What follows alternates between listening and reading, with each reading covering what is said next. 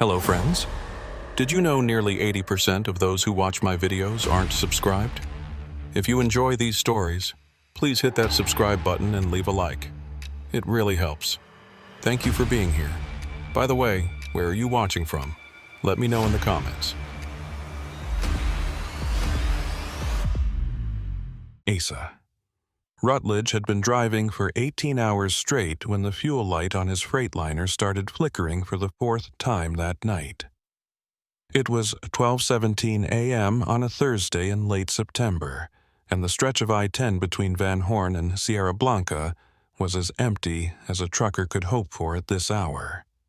But Asa wasn't hoping for empty roads tonight. He was hoping for witnesses. The kind of witnesses that would make what he was carrying seem legitimate. The kind that would back up his story if anyone ever asked questions. But there were no witnesses out here. Just the highway, the distant fence line that marked the border 30 miles south, and the sound of his own breathing mixing with the diesel rumble of the engine. The manifest clipped to his visor said he was hauling industrial compressor parts from El Paso to a warehouse outside of San Antonio. Routine freight, standard route. Nothing that should make a man's hands sweat on the steering wheel the way Asa's were sweating now. The problem wasn't the cargo itself. The problem was how he'd gotten it. 3 days ago, Asa had been sitting in a truck stop outside of El Paso when a man in a tan jacket approached him. The man didn't introduce himself. He didn't ask Asa's name. He just slid a folded piece of paper across the table and said, "You're Rutledge. You drive the white Freightliner with the red stripe.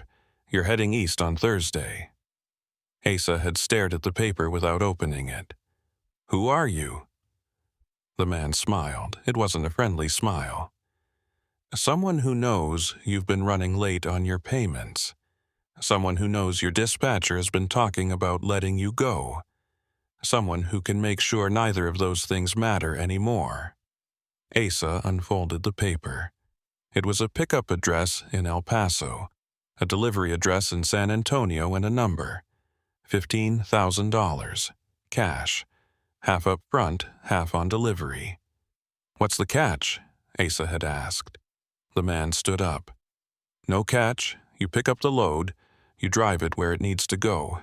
You don't ask questions. You don't open the trailer. You don't talk to anyone about it. And you sure as hell don't stop for anything except fuel." The man had walked away before Asa could respond. And Asa, because he was 3 months behind on his truck payments and 2 weeks away from losing his contract, had shown up at that El Paso warehouse on Thursday morning. The warehouse had been exactly where the paper said it would be. A nondescript metal building in an industrial zone near the airport. No signs, no company name, just a roll-up door and a man in a forklift waiting inside. The forklift operator had been young, maybe 25, with a neck tattoo of a scorpion and a way of not making eye contact that told Asa this wasn't the kid's first time loading questionable freight. The pallets had been wrapped in black shrink wrap, heavy and dense. The bill of lading had been filled out in handwriting so poor that Asa couldn't read the signature. But the load number matched, and the weight matched, and when Asa asked what was inside, the forklift operator had just shrugged and said, "Parts, man, just parts." Asa had signed the paperwork, secured the load, and pulled out onto I-10 heading east. That had been 14 hours ago, and for 14 hours, Asa had been telling himself that this was just another load, that $15,000 was enough to save his livelihood, that he didn't need to know what was in those pallets as long as it got delivered. But then, 2 hours ago, the ticking had started. It wasn't loud. At first, Asa thought it was just the normal sounds a loaded trailer makes. The creak of the suspension, the flex of the frame. But this was different. This was rhythmic, a metallic ticking sound coming from the rear axle assembly on the trailer, specifically from the left side. It happened every few seconds, tick, tick, tick. Asa had pulled over once at a rest stop near Fort Hancock to check it out. He'd walked around the trailer with a flashlight inspecting the brake chambers, the air lines, the wheel bearings. Everything looked normal, but when he stood near the rear doors of the trailer, he could hear it more clearly. It wasn't coming from the axle, it was coming from inside the trailer, from the cargo. Asa had stood there for a full minute, flashlight in hand, staring at the locked trailer doors. The padlock was the kind you couldn't cut without heavy-duty bolt cutters. The kind that said, "Don't even think about it." And Asa, because he wasn't stupid, had gotten back in his truck and driven away. But the ticking hadn't stopped. It had gotten louder. And now, as Asa passed mile marker 112, it was loud enough that he could hear it over the engine. He reached for the CB radio and switched it to channel 19, the standard trucker channel, the one where guys talked about traffic, weather, speed traps. But when Asa keyed the mic and said, "This is eastbound I-10, mile marker 112, anybody out there?" all he got back was static. He tried again. "Anybody listening on 19? This is a Freightliner eastbound looking for some company." Nothing, just the hiss of an empty channel. Asa switched to channel 9, the emergency channel.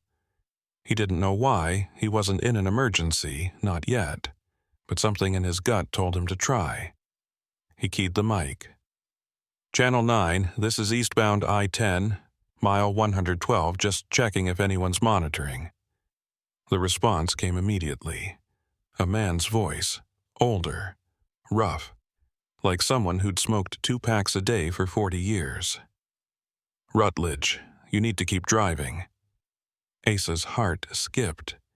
He keyed the mic. "Who is this? How do you know my name?" The voice came back. "You need to keep driving. Do not stop. Do not pull over.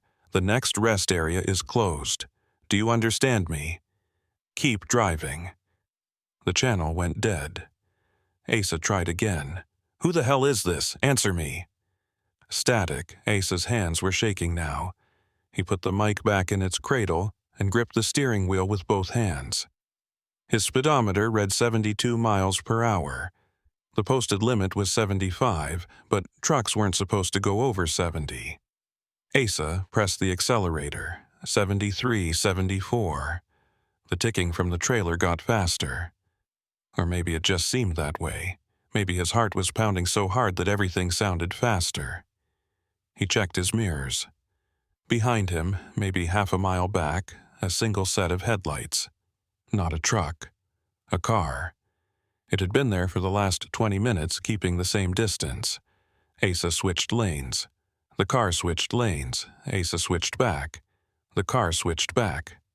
Asa grabbed the CB again. Channel 19. "Anybody out there? I've got a vehicle following me. Eastbound I-10, mile marker 114. Can anybody confirm?" No response. He tried channel 9 again. "This is an emergency. I have a vehicle tailing me. I need assistance." The voice came back. The same voice. "Rutledge. Rest area in 2 miles. Pull in now." Asa's blood went cold. "I'm not pulling over. Tell me who you are." "You don't have a choice. Pull into the rest area. Do it now." The sign appeared in his headlights.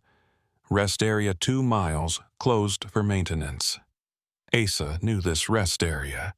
It had been closed for at least 5 years. No lights, no services. Just a crumbling parking lot and a boarded-up restroom building. Nobody went there. Not even homeless drifters. The car behind him was getting closer. Asa could see it now in his side mirror. A dark sedan, maybe a Dodge Charger. Tinted windows, no front plate. It was 50 yards back, then 30, then 20.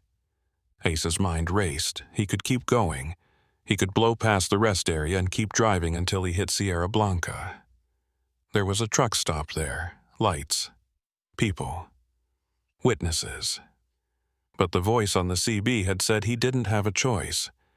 And the car was right on his bumper now. close enough that Asa could see the silhouette of the driver. One person, male, wearing something dark. The rest area exit appeared. Asa made a decision. He flipped his turn signal and took the ramp.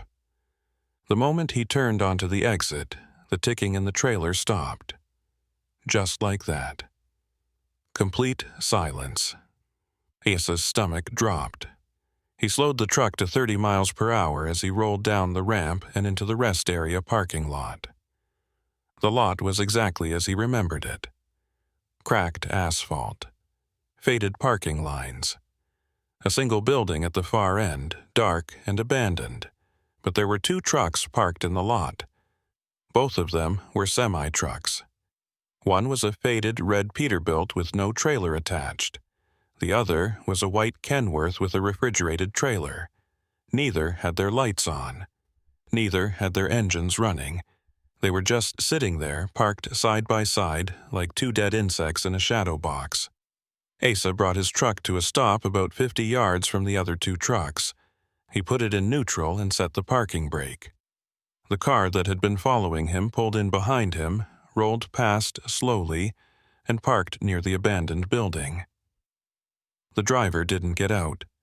Asa sat in his cab, engine idling, staring at the 2 parked trucks. His CB radio crackled. The same voice. "Get out of the truck, Rutledge." Asa keyed the mic. "What the hell is going on?" "Get out of the truck, walk to the Kenworth, do it now." Asa didn't move. His hand hovered over the gear shift. He could throw it into first, pop the brake and punch the accelerator. He could be back on I-10 in 30 seconds. But then what? The car would follow him. And whoever these people were, they knew his name. They knew his route. They knew what he was carrying. Asa opened the driver's door and climbed down. The air outside was cooler than he expected. Dry. The kind of cold that comes with high desert nights. He could hear the wind moving through the scrub brush beyond the parking lot. He could hear the faint hum of power lines somewhere in the distance. But he couldn't hear the 2 trucks. No engine sounds. No movement. He started walking toward the Kenworth. His boots crunched on the broken asphalt. When he was about 20 feet away, the driver's door of the Kenworth opened. A man stepped out. He was tall, maybe 6'3", wearing a Border Patrol uniform, dark green pants, tan shirt, badge on the chest. He had a shaved head and a goatee flecked with gray. He looked at Asa and said, "You Rutledge?" Asa stopped walking. "Who are you?" The man smiled. "Alton Keever, Border Patrol Supervisor. We need to talk about what you're carrying." Asa's mind went into overdrive. Border Patrol. That made sense. He was 30 miles from the border. This was their jurisdiction. But why the cloak and dagger? Why the CB radio games? Why the closed rest area? Alton Keever walked closer. He wasn't armed, or at least Asa couldn't see a weapon. "You know what's in your trailer, Rutledge?" Asa shook his head. "Compressor parts. Industrial freight." Alton Keever laughed. It was a short, humorless sound. "Compressor parts. That's good. That's real good." He looked past Asa toward the Freightliner. "You ever wonder why somebody would pay you $15,000 to haul compressor parts?" Asa didn't answer. Alton took another step closer. "Let me tell you what's in your trailer, Rutledge. You're hauling 73 bundles of raw industrial precursor chemicals, the kind used to make synthetic opioids, fentanyl precursors specifically. Enough to produce about 2 million doses once it's processed. Street value, conservatively, $40 million, and you just drove it across half of West Texas without a care in the world." Asa felt like the ground was tilting. "I didn't know. I swear to God I didn't know." Alton Keever nodded. "I believe you. You're a mule. A blind mule. They picked you because you're desperate and you're clean. No priors, no red flags, just a guy trying to keep his truck." He gestured toward the freightliner. "But here's the thing, Rutledge. That load is flagged. We've been tracking it since it left El Paso. We know where it's going. We know who's waiting for it. And we need you to deliver it." Asa stared at him. "You want me to deliver it? To who? To the people who hired you. You're going to drive that truck to San Antonio, you're going to drop the load at the warehouse, and you're going to walk away. And in exchange, we're going to forget you were ever involved." Asa's voice cracked. "And if I say no?" Alton Keever's smile faded. "Then you're going to federal prison for trafficking, and your family is going to lose everything, your truck, your house, your wife's car, all of it. So you don't get to say no, Rutledge." Before Asa could respond, a new sound cut through the night. The growl of a diesel engine. Asa turned and saw headlights coming up the rest area ramp. A tow truck. An old Peterbilt wrecker, faded yellow with rust streaks on the doors. It rolled into the parking lot and stopped next to Asa's freightliner. The driver got out. He was short and stocky, maybe 50 years old, wearing grease-stained coveralls and a ball cap. He had a face like old leather, creased and sun-damaged. He looked at Asa, then at Alton Keever and said, "This the guy?" Alton nodded. "This is him." The wrecker driver walked over. He extended a hand to Asa. "Zebediah Polk, wrecker operator. I'm here to make sure your truck gets to San Antonio in one piece." Asa didn't shake his hand. "I don't understand. Why do you need a wrecker operator?" Zebediah Polk grinned. It was a gap-toothed, yellow grin. "Because, friend, your trailer's got a problem. That ticking you've been hearing? That's a GPS tracker. The people who loaded your truck put it there. And if you deviate from your route, or if you try to dump the load, that tracker sends a signal. And when that signal gets sent, some very bad people show up to ask you questions. But here's the good news. I can disable that tracker. I can make it so they think you're still on schedule, still en route, while you take a little detour. A detour that involves us swapping out your trailer for a dummy trailer. Same weight, same dimensions, but clean cargo. You deliver the dummy trailer, the bad guys unload it, and by the time they realize what happened, we've got the real trailer in federal custody, and you, my friend, get to go home." Asa looked from Zebediah Polk to Alton Keever. "This is insane. You're asking me to help you run a sting operation." Alton Keever shrugged. "We're not asking, Rutledge. We're telling. You're already in this. The moment you picked up that load, you became part of a federal investigation. Now you can be a witness, or you can be a defendant, your choice."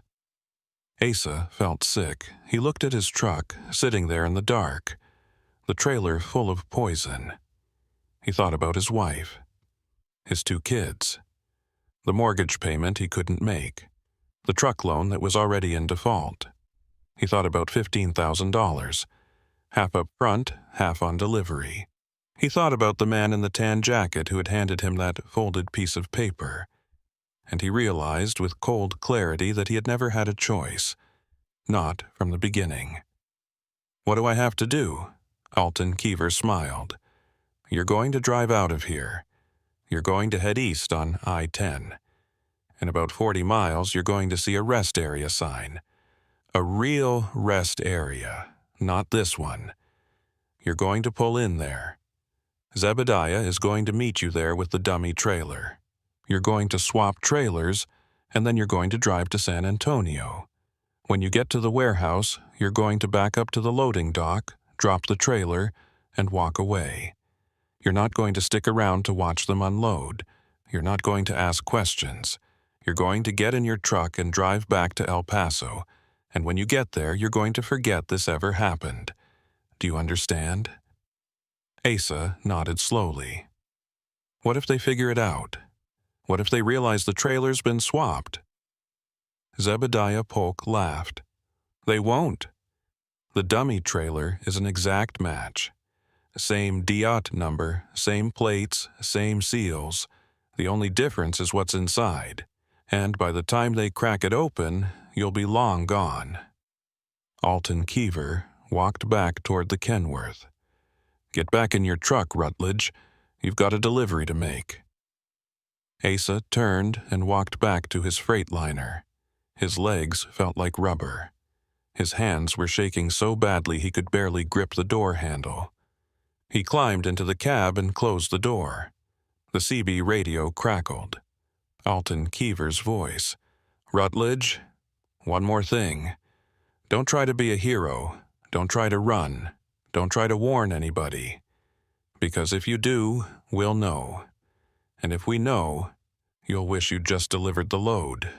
The channel went dead. Asa put the truck in gear and rolled out of the rest area.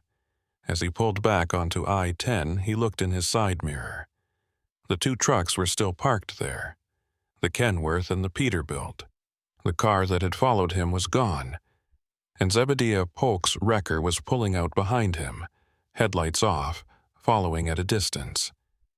Asa drove east into the darkness, and the ticking in the trailer started again. The 40 miles between the closed rest area and the legitimate truck stop near Fort Hancock felt like 400. Asa kept his speed at exactly 70 miles per hour, his eyes flicking between the road ahead and the rearview mirror where Zebediah Polk's wrecker followed at a steady distance, headlights still off, just a dark shape against the darker desert. The ticking in the trailer had returned the moment Asa pulled back onto I-10, and now it seemed to synchronize with his heartbeat. Tick, tick, tick. He tried not to think about what Alton Keever had told him. 73 bundles of fentanyl precursors. $40 million street value. 2 million doses. The numbers were too big to process, too abstract to feel real. But the fear was real. The fear was a tight fist wrapped around his lungs, making every breath shallow and difficult. Asa had driven trucks for 22 years. He'd hauled everything from frozen chickens to construction equipment. He'd driven through blizzards in Montana and dust storms in Arizona. He'd been awake for 36 hours straight on more than one occasion. But he had never, not once, felt the kind of cold terror that was coursing through him now. Because this wasn't weather. This wasn't fatigue. This was a trap, and he was the bait. The sign for the Fort Hancock rest area appeared in his headlights at 1:47 a.m. Rest area 1 mile, all services available. Asa put on his turn signal and began to slow down. Behind him, Zebediah Polk's wrecker turned its headlights on and followed. The rest area was moderately busy for this time of night. 6 or 7 trucks parked in the lot, their running lights glowing like fireflies. A few cars clustered near the restroom building. An RV parked sideways across 3 spots. Normal, safe witnesses. Asa pulled into a spot near the far end of the lot, away from the other vehicles, but not so far that it looked suspicious. He set the parking brake and cut the engine. For a moment, he just sat there, hands still on the wheel, listening to the tick of the cooling engine and the fainter tick from the trailer. Then the CB crackled. Zebediah Polk's voice rough and matter-of-fact. Step out of the cab, Rutledge. Walk to the restrooms. Take your time. 5 minutes. When you come back, your trailer will be different. Asa keyed the mic. How long is this going to take? Long enough. Don't worry about it. Just do what I said. Asa climbed down from the cab and walked across the parking lot. The air was cold enough now that he could see his breath. Overhead, the stars were sharp and bright, the kind of stars you only see in the desert when there's no light pollution for 100 miles. He passed a trucker standing outside his rig, smoking a cigarette. The man nodded at him. Asa nodded back. Normal. Just another driver making a pit stop. Inside the restroom building, fluorescent lights buzzed overhead. The tiles were cracked and stained. The smell of industrial cleaner mixed with something far less pleasant. Asa went to the sink and splashed cold water on his face. He looked at himself in the mirror. His eyes were bloodshot. His face was pale. He looked like a man who hadn't slept in days. He looked like a man who was in over his head. And he was. He stayed in the restroom for exactly 5 minutes, timing it on his watch. Then he walked back out into the cold desert night. His Freightliner was still where he'd left it, but the trailer behind it looked different. Asa couldn't put his finger on what had changed. The dimensions were the same. The color was the same. The DOT number on the side was the same. But something about it felt wrong. Maybe it was the way the shadows fell across the ridges in the aluminum siding. Maybe it was the smell.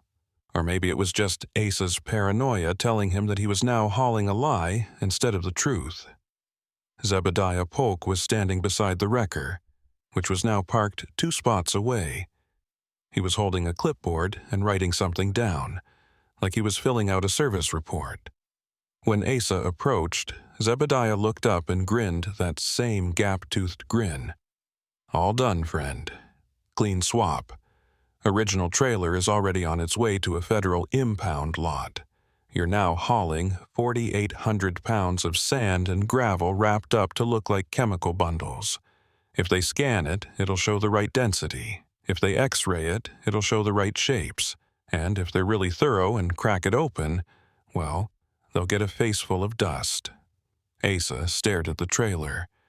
"What about the GPS tracker? You said there was a tracker." Zebediah tapped the side of his nose. "Already handled. I pulled the tracker off the original trailer and stuck it on this one. Far as the bad guys know, you're still right on schedule. But here's the thing, Rutledge. That tracker is also transmitting to us. So if you get any funny ideas about taking a detour or dumping this load somewhere it's not supposed to go, we'll know. And we'll come get you.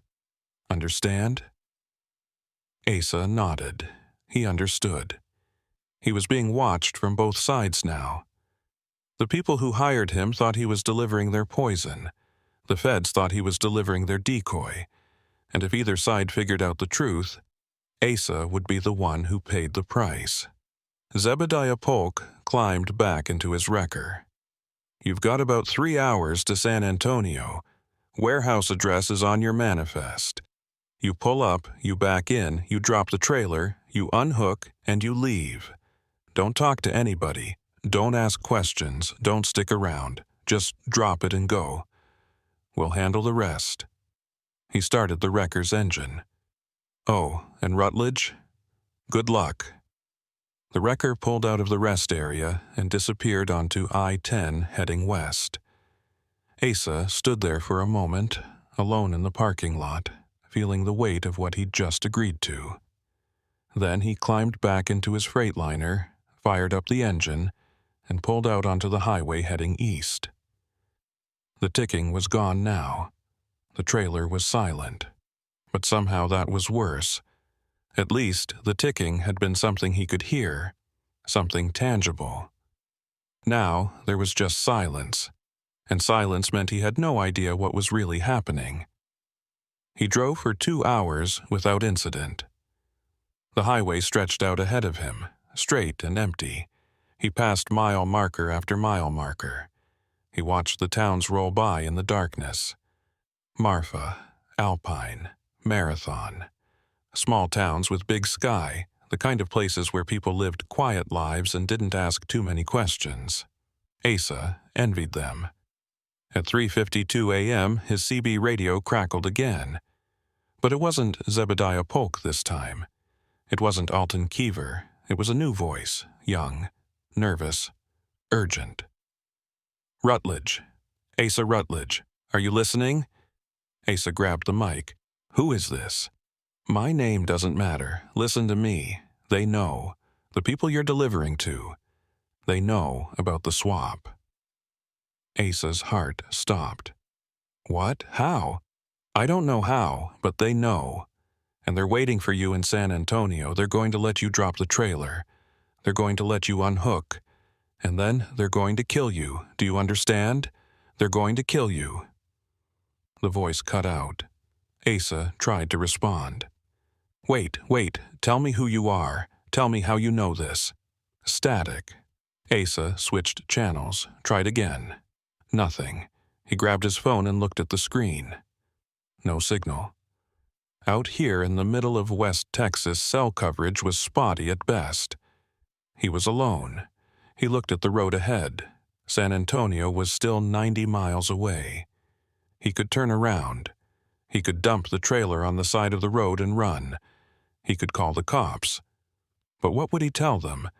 That he'd been tricked into hauling drugs? That he'd agreed to help the feds run a sting operation? That now someone was threatening to kill him? None of it sounded believable. None of it would save him. Asa made a decision. He was going to keep driving. He was going to deliver the trailer. And he was going to trust that Alton Keever and Zebediah Polk knew what they were doing. Because what other choice did he have? He pushed the accelerator and brought his speed up to 75. The Freightliner responded smoothly, the engine settling into a steady rumble. The road ahead was still empty. The sky was starting to lighten in the east, just a faint gray glow on the horizon. Dawn was coming, and with it, whatever waited for him in San Antonio. Asa thought about his wife. Her name was Rebecca. They'd been married for 19 years. She worked at a pharmacy in El Paso. She didn't know what Asa did for a living, not really. She knew he drove a truck. She knew he was gone for days at a time. But she didn't know about the late payments, the mounting debt, the desperation that had driven him to take a job from a stranger in a truck stop.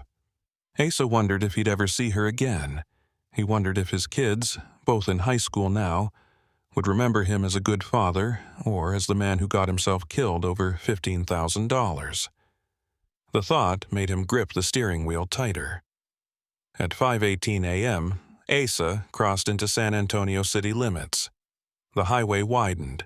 Traffic started to pick up. Cars heading to early morning shifts, delivery vans, a few other trucks. Normal life resuming as the sun rose. Asa followed his GPS to the warehouse address on the manifest. It was in an industrial zone on the south side of the city near the airport. Rows of identical metal buildings, each with a roll-up door and a small office attached. No windows, no signs, just numbers stenciled on the doors. Asa found the right building. Number 47. He pulled into the lot and circled around to the back where the loading docks were. There were 3 bays, 2 were closed. The third was open, and a man was standing there waiting. The man was tall and thin, wearing jeans and a black t-shirt. He had a shaved head and tattoos running up both arms. He waved Asa forward. Asa backed the Freightliner up to the dock, nice and slow, lining up the trailer with the bay. When he felt the bump of the trailer hitting the dock bumpers, he set the parking brake and shut down the engine. The man walked up to the driver's side window and knocked. Asa rolled it down. "You Rutledge?" the man asked. Asa nodded. The man held out a clipboard. "Sign here." Asa took the clipboard and signed. His hand was shaking. The man didn't seem to notice, or maybe he did and didn't care. "You can unhook and go," the man said. "We'll take it from here." Asa climbed down from the cab and walked around to the back of the trailer. He disconnected the airlines, pulled the pin on the 5th wheel, and cranked down the landing gear. The whole process took about 3 minutes.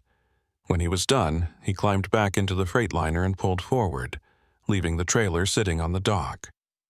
The man with the tattoos was already inside the trailer, using a pallet jack to pull out the first load. Asa didn't look back.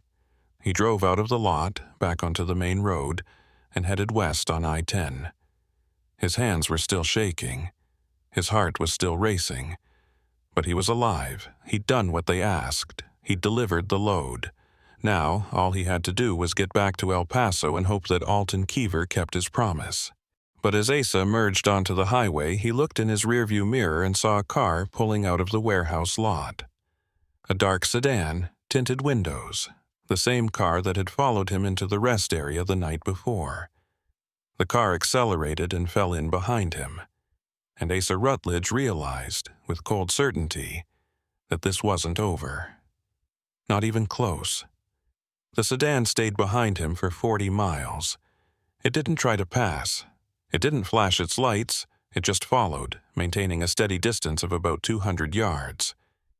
Asa tried to tell himself it was a coincidence, that the car just happened to be going the same direction, but he knew better. The voice on the CB had been right. They knew about the swap, and now they were making sure Asa didn't talk.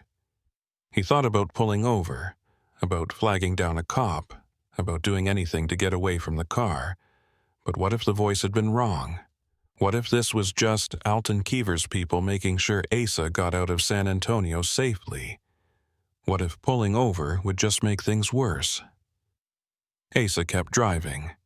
The sedan kept following, and the sun rose higher in the Texas sky, bright and merciless, illuminating a day that Asa Rutledge was no longer sure he'd survive. At mile marker 523, just outside of Seguin, the sedan pulled up alongside him. Asa glanced over. The driver's window was down. The driver was wearing sunglasses and a baseball cap. He looked at Asa, raised his hand, and pointed 2 fingers at him like a gun. Then he smiled, accelerated, and disappeared down the highway. Asa pulled over onto the shoulder, his whole body shaking. He sat there for 10 minutes, watching the traffic pass, waiting for his heart to stop pounding. And then he picked up his phone and called the only number he had, the number Alton Keever had given him. It rang 4 times before someone answered. "Keever? It's Rutledge. They know. They know about the swap." There was a long pause. Then Alton Keever said, "Get to a safe location, now. We're coming to get you." Alton Keever's instructions had been clear. Get off I-10. Take the back roads. Find somewhere public but not too public. Somewhere with witnesses but not so many that a confrontation would draw immediate attention. Asa had pulled into a truck stop outside of Bourne, 40 minutes west of San Antonio, and parked his Freightliner near the diesel pumps. It was 7:23 a.m., and the lot was filling up with morning traffic. Truckers grabbing coffee, RVs refueling, a family in a minivan arguing about directions. Asa sat in his cab with the engine off, windows rolled up, doors locked, watching every car that entered the lot. His phone was in his hand. Alton Keever's number pulled up on the screen, ready to call again if he needed to. But 20 minutes passed, and nothing happened. No dark sedan, no men in sunglasses, just normal people doing normal things. Asa started to wonder if he'd overreacted. Maybe the guy in the sedan had just been messing with him. Maybe the finger gun had been a joke, some trucker humor that Asa was too paranoid to understand. But then he remembered the voice on the CB. They know. They're going to kill you. That hadn't sounded like a joke. At 7:47 a.m., a white pickup truck pulled into the lot. It was a Ford F-250 crew cab with heavily tinted windows and a toolbox in the bed. It drove slowly through the rows of parked vehicles, as if searching for something or someone. The truck circled past Asa's Freightliner once, then twice, then pulled into a spot 3 rows away. The engine stayed running. Nobody got out. Asa's pulse quickened. He watched the truck in his side mirror. The windows were too dark to see who was inside. He counted. 1 minute, 2 minutes, 3. Then the driver's door opened and a man stepped out. He was wearing a Border Patrol uniform. Tan shirt, dark green pants, badge on his chest. Asa felt a wave of relief so powerful it almost made him dizzy. Alton Keever had sent someone. He was going to be okay. The man walked toward Asa's truck, moving with the kind of deliberate confidence that comes from authority. When he got close, he rapped his knuckles on the driver's side door. Asa unlocked it and rolled down the window. "Asa Rutledge?" the man asked. His voice was flat, professional. Asa nodded. Yeah, that's me. Keever sent you? The man smiled. It was a thin smile, the kind that didn't reach his eyes. Something like that. Step out of the truck, please. We need to talk. Asa hesitated. Something about the man's tone felt off. Too formal. Too detached. Can I see some ID first? Asa asked. The man's smile faded. Step out of the truck, Rutledge. Now. Asa's hand moved to the gear shift. He could fire up the engine, throw it in gear, and punch the accelerator. He'd done it before when a situation felt wrong. But before he could turn the key, the man pulled back his shirt just enough to reveal a holstered pistol. Not a Border Patrol issue Glock. Something bigger. A Sig Sauer, maybe. The man leaned closer to the window. You can step out on your own, or I can drag you out. Your choice. Asa's mouth went dry. He opened the door and climbed down. The man grabbed him by the arm, not rough but firm, and guided him away from the Freightliner toward the white pickup. Who are you? Asa asked. The man didn't answer. When they reached the pickup, the man opened the back door and gestured for Asa to get in. Asa looked around the parking lot. The family in the minivan was still arguing. A trucker was filling his coffee cup at the pump station. Nobody was paying attention. Get in, the man said again. Asa climbed into the back seat. The interior smelled like cigarettes and fast food. There was another man sitting in the driver's seat, also wearing a Border Patrol uniform. He was older, maybe 50, with gray hair and a thick mustache. He turned around and looked at Asa. You're the one who's been causing problems, the driver said. It wasn't a question. Asa shook his head. I don't know what you're talking about. I delivered the load. I did what I was supposed to do. The driver laughed. It was a harsh, humorless sound. You delivered sand and gravel, Rutledge. You think we're idiots? You think we wouldn't notice? The man who'd pulled Asa out of his truck climbed into the passenger seat and closed the door. The driver put the pickup in gear and pulled out of the lot. Asa's stomach dropped. Where are we going? The driver glanced at him in the rearview mirror. Somewhere we can have a conversation without interruptions. Asa tried to open the door. It was locked. Child safety locks. He tried the other door. Same thing. He was trapped. Listen, Asa said, his voice shaking. I didn't know about the swap. They forced me, the feds. They said if I didn't cooperate, they'd charge me with trafficking. I didn't have a choice.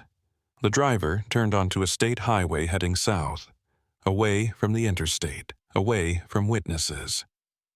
We know all about Alton Keever, the driver said. We know about his little operation. We know he's been running decoy loads for 6 months trying to figure out our distribution network. And we know you were supposed to be his latest mule. The man in the passenger seat turned around. Here's what you're going to do, Rutledge. You're going to call Keever. You're going to tell him everything went fine. You dropped the load. You're heading back to El Paso. No problems. You're going to lie to him, and if you don't, or if you try to signal him that something's wrong, we're going to put a bullet in your head and dump you in the desert. Do you understand? Asa nodded. He understood. They handed him his phone. Call him now. Speaker mode. Asa dialed Alton Keever's number. It rang 3 times before Keever answered. Rutledge, where are you? I'm fine, Asa said, trying to keep his voice steady. I'm at a truck stop near Bourne. Everything's fine. I dropped the load. No problems. There was a pause. Asa could hear background noise on Keever's end. Voices. Radio chatter. You sure you're okay? You sound off. The man in the passenger seat pointed at Asa, then at the phone. Keep it together. I'm just tired, Asa said. Long night. I'm gonna head back to El Paso, get some sleep. Another pause. Longer this time. Okay. Call me when you get home." The line went dead. Asa lowered the phone. The man in the passenger seat smiled. "Good job, see? That wasn't so hard." The driver turned onto a dirt road that led into open desert. The truck bounced over ruts and rocks, dust billowing up behind them. They drove for 10 minutes, maybe 15, until there was nothing around them but scrub brush and distant mesas. Then the driver stopped the truck and shut off the engine. The silence was absolute. No traffic, no wind, just the faint ticking of the cooling engine. The man in the passenger seat turned around again. "Here's the thing, Rutledge. We believe you. We believe you got caught up in something you didn't understand. We believe the feds pressured you, but that doesn't change the fact that you cost us $40 million, and people don't just walk away from that kind of loss." Asa's heart was hammering. "What do you want from me?" "Information," the driver said. "We want to know everything Keever told you. Every detail about his operation, where the real trailer is, who else is involved, everything." Asa's mind raced. If he told them everything, they'd kill him. If he told them nothing, they'd kill him. Either way, he was dead. Unless... "I don't know where the trailer is," Asa said. "Keever didn't tell me. All I know is that a wrecker operator named Zebediah Polk did the swap. He took the trailer somewhere, I don't know where." The driver and the passenger exchanged a glance. "Zebediah Polk," the driver repeated. "Where can we find him?" "I don't know," Asa said. "I only met him once at a rest area outside Fort Hancock. He drove an old Peterbilt wrecker, yellow with rust spots. That's all I know." The man in the passenger seat pulled out his phone and made a call. He spoke quietly, giving someone Zebediah Polk's name and description. Then he hung up. "We'll find him," he said to the driver. Then he turned to Asa. "You're lucky, Rutledge. We're not going to kill you. Not yet. You're going to be useful to us." Asa felt a flicker of hope. "How?" "You're going to keep working with Keever. You're going to feed us information. Every load he runs, every operation he plans, you're going to tell us about it. And if you do a good job, maybe we'll let you live." The driver started the engine. "But if you try to run, or if you try to warn Keever, we'll know, and we'll come for you, and it won't be quick." They drove back to the truck stop in silence. When they arrived, they let Asa out near his Freightliner. The man in the passenger seat leaned out the window. "We'll be in touch, Rutledge, real soon." The white pickup drove away. Asa stood in the parking lot shaking, his legs barely able to support him. He climbed back into his Freightliner and locked the doors. For a long time he just sat there, staring at the dashboard, trying to process what had just happened. He was alive, but he was now working for both sides. The feds thought he was their cooperating witness. The cartel thought he was their informant. And sooner or later one side was going to figure out that he was lying. Asa picked up his phone and stared at Alton Keever's number. He should call him. He should tell him what happened. But if he did, Keever would pull him out of the operation. They'd put him in witness protection, or worse, they'd cut him loose and let him fend for himself. Either way, his life as he knew it would be over. Asa put the phone down. He started the engine and pulled out of the truck stop, heading west on I-10 toward El Paso. The road stretched out ahead of him, long and empty, just like it always had. But now every mile felt like a countdown to the moment when one side or the other would demand proof of his loyalty. And Asa had no idea what he would do when that moment came. He drove for 3 hours without stopping. The landscape around him shifted from rolling hills to flat desert, the same desert he'd crossed the night before. But it looked different now, hostile. Every vehicle that passed felt like a threat. Every rest area looked like a trap. When his phone rang, Asa nearly drove off the road. He grabbed it, expecting Alton Keever or the men in the white pickup, but the caller ID said, "Unknown number." Asa answered. "Hello?" Static. Then a voice, the same young, nervous voice from the CB radio. "Rutledge, you're in danger, real danger." "Who is this?" Asa demanded. "How do you keep getting my number?" "That doesn't matter. Listen to me. The men who picked you up at the truck stop, they're not cartel. They're freelancers, mercenaries. Keever hired them to test you, to see if you'd flip. And you did." Asa's blood ran cold. "What?" "Keever knows you talked. He knows you gave up Zebediah Polk. He's going to use you to flush out the real cartel. And when he's done, he's going to throw you away. You need to disappear, now, before it's too late." The line went dead. Asa pulled over onto the shoulder. His hands were shaking so badly he could barely hold the phone. He didn't know who to trust anymore. He didn't know who was telling the truth. All he knew was that he was caught in the middle of something far bigger and far more dangerous than a simple drug shipment. At 2:34 p.m., Asa crossed back into El Paso.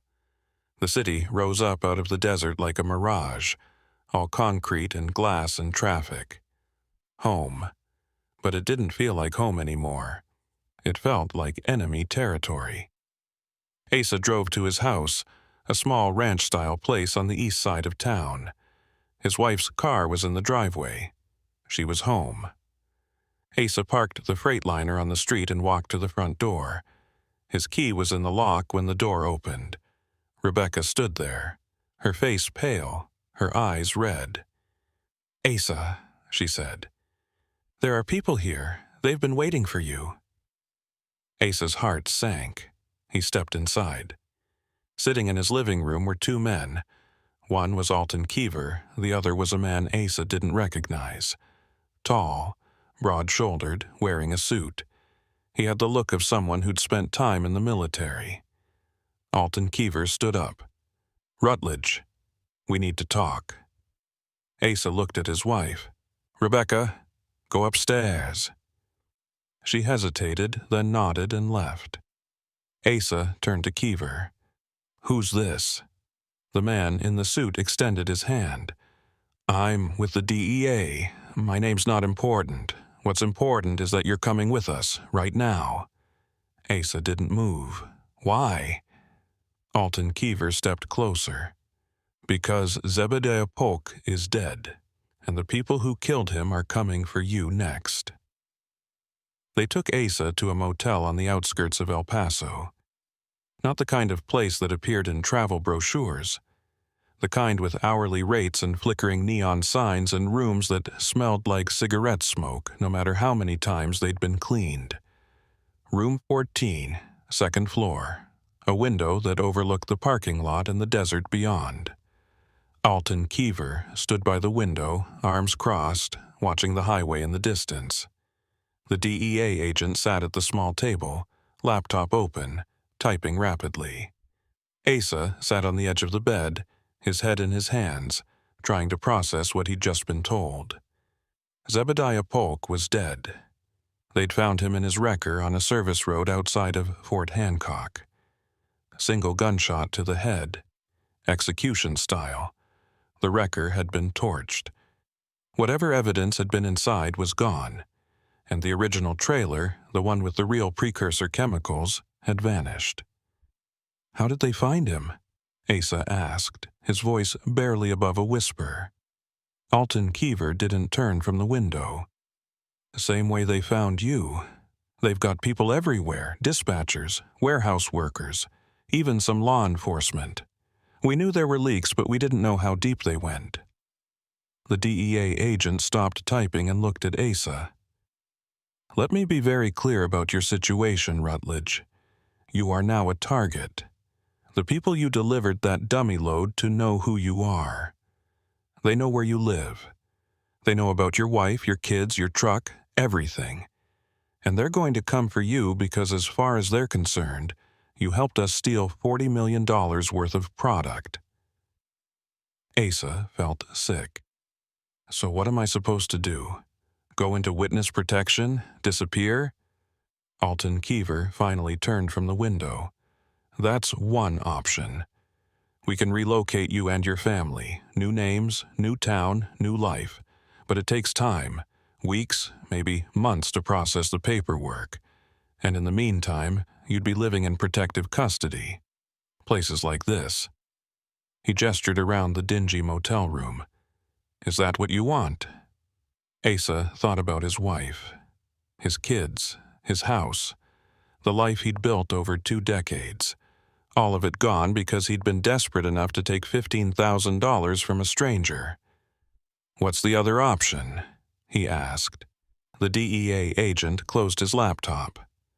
The other option is you help us finish what we started. We use you as bait. We leak information that you know where the original trailer is. We make them come to you. And when they do, we're ready. Asa stared at him. You want me to be bait? You want me to sit around and wait for someone to put a bullet in my head like they did to Zebediah Polk? We'll have eyes on you 24/7, the DEA agent said. Surveillance teams, undercover agents. The second anyone makes a move, we'll be there. And what if you're not fast enough? Asa shot back. What if they take me somewhere remote like they did this morning? What if they kill me before you can get there? Alton Keever sat down on the other bed, across from Asa. He looked tired. Older than he had the night before. I'm not going to lie to you, Rutledge. It's dangerous. There's risk involved. But if we don't do this, they'll keep coming. They'll never stop. They'll go after your family, your friends, anyone connected to you. This is the only way to end it. Asa wanted to scream. He wanted to throw something, but instead he just sat there, feeling the weight of every bad decision he'd ever made pressing down on him. How long? He asked. How long would I have to do this? A week, the DEA agent said. Maybe 2. We're already putting the word out, making it known that you're back in El Paso, making it look like you're vulnerable. Sooner or later, they'll bite. Asa thought about the man in the white pickup. The one who'd told him they'd be in touch. The one who'd said they'd come for him if he tried to run. What if they already know? Asa said. What if the people who picked me up this morning were the real cartel? Alton Keever and the DEA agent exchanged a glance.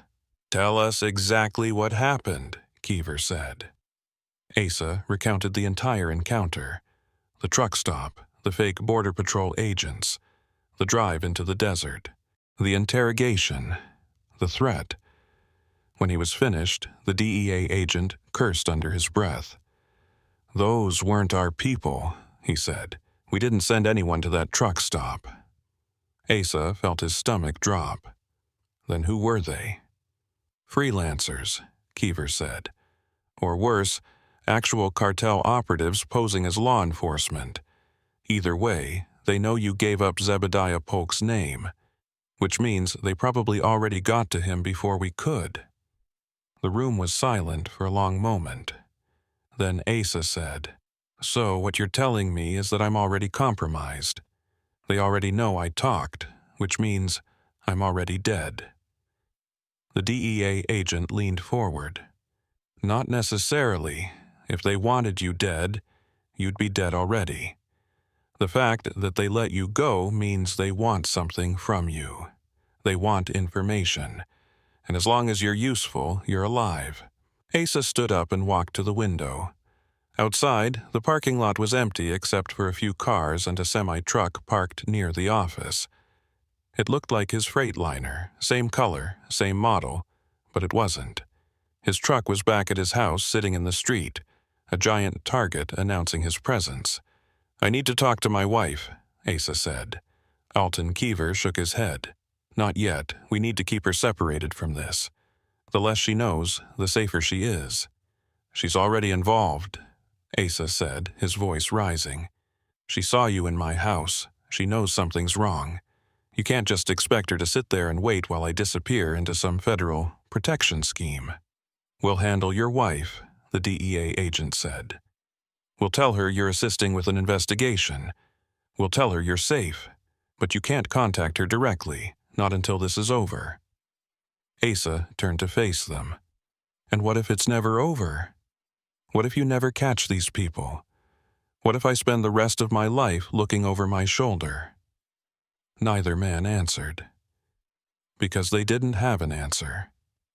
Asa realized in that moment that he was expendable, a pawn in a game he didn't understand, and whether he lived or died depended entirely on factors outside his control.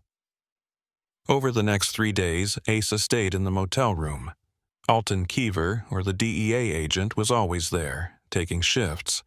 They brought him food. They let him watch TV. They let him use his phone, but only under supervision. Asa called his dispatcher and told him he was taking some personal time. He called his wife and told her everything was fine, that he'd be home soon, that she didn't need to worry.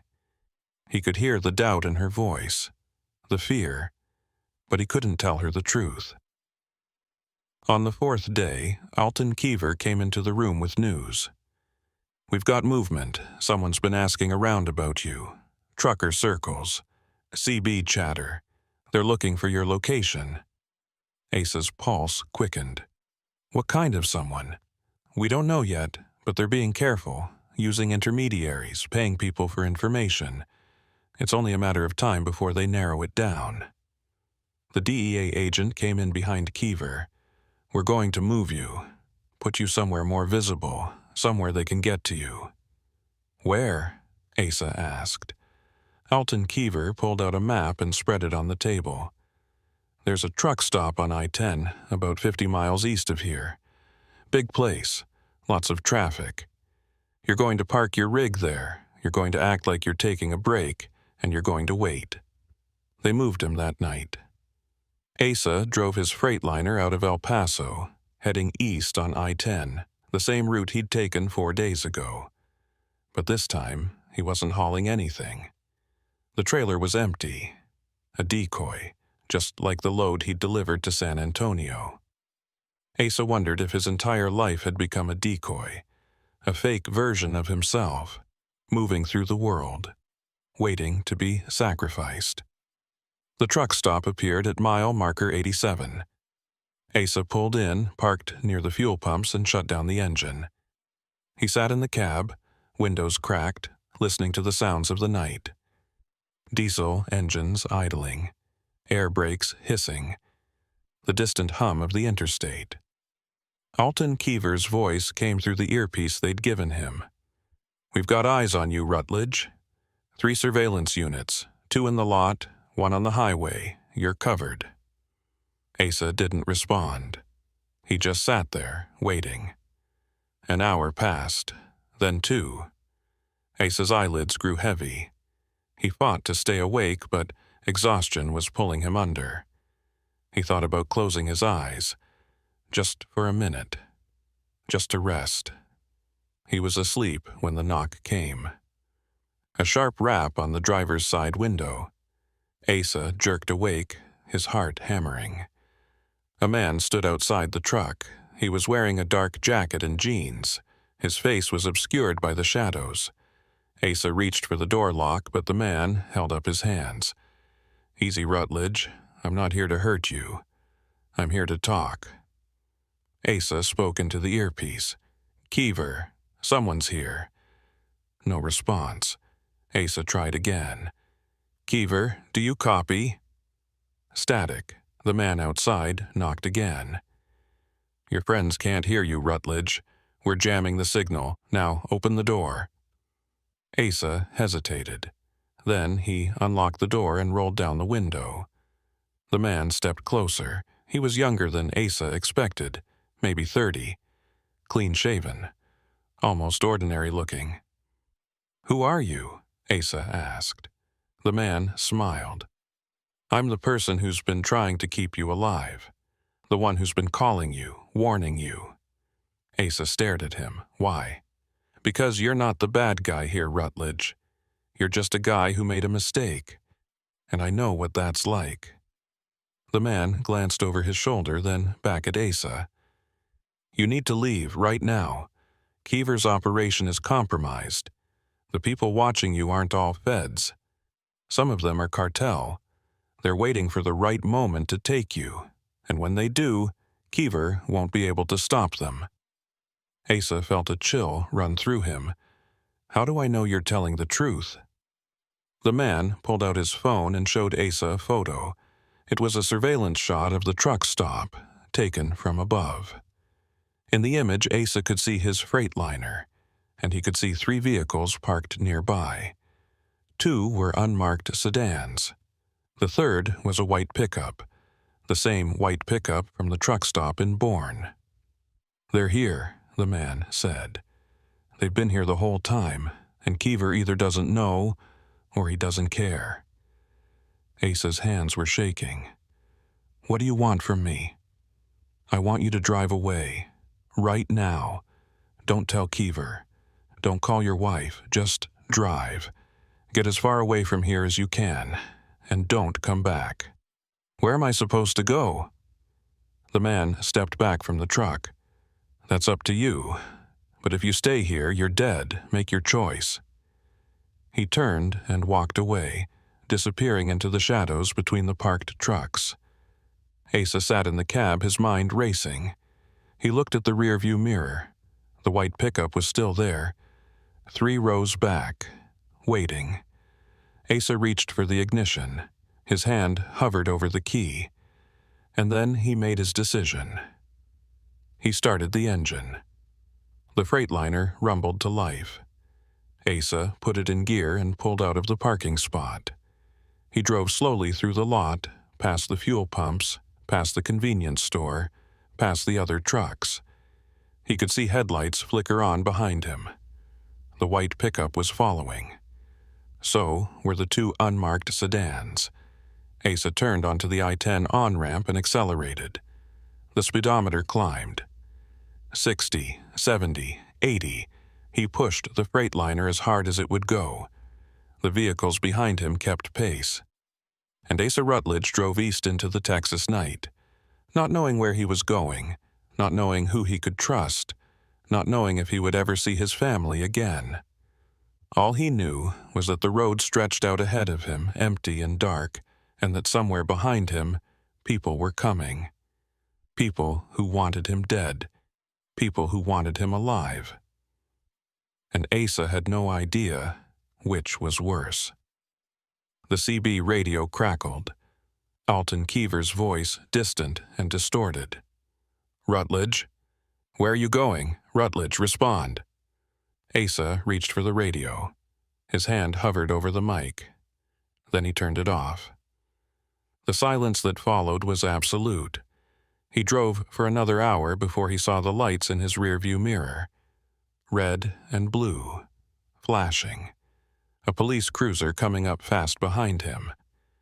Asa's first instinct was relief. Police meant safety. Police meant witnesses. But then he remembered the fake Border Patrol agents, the men in uniforms who'd threatened to kill him, and he realized that a badge didn't mean anything anymore.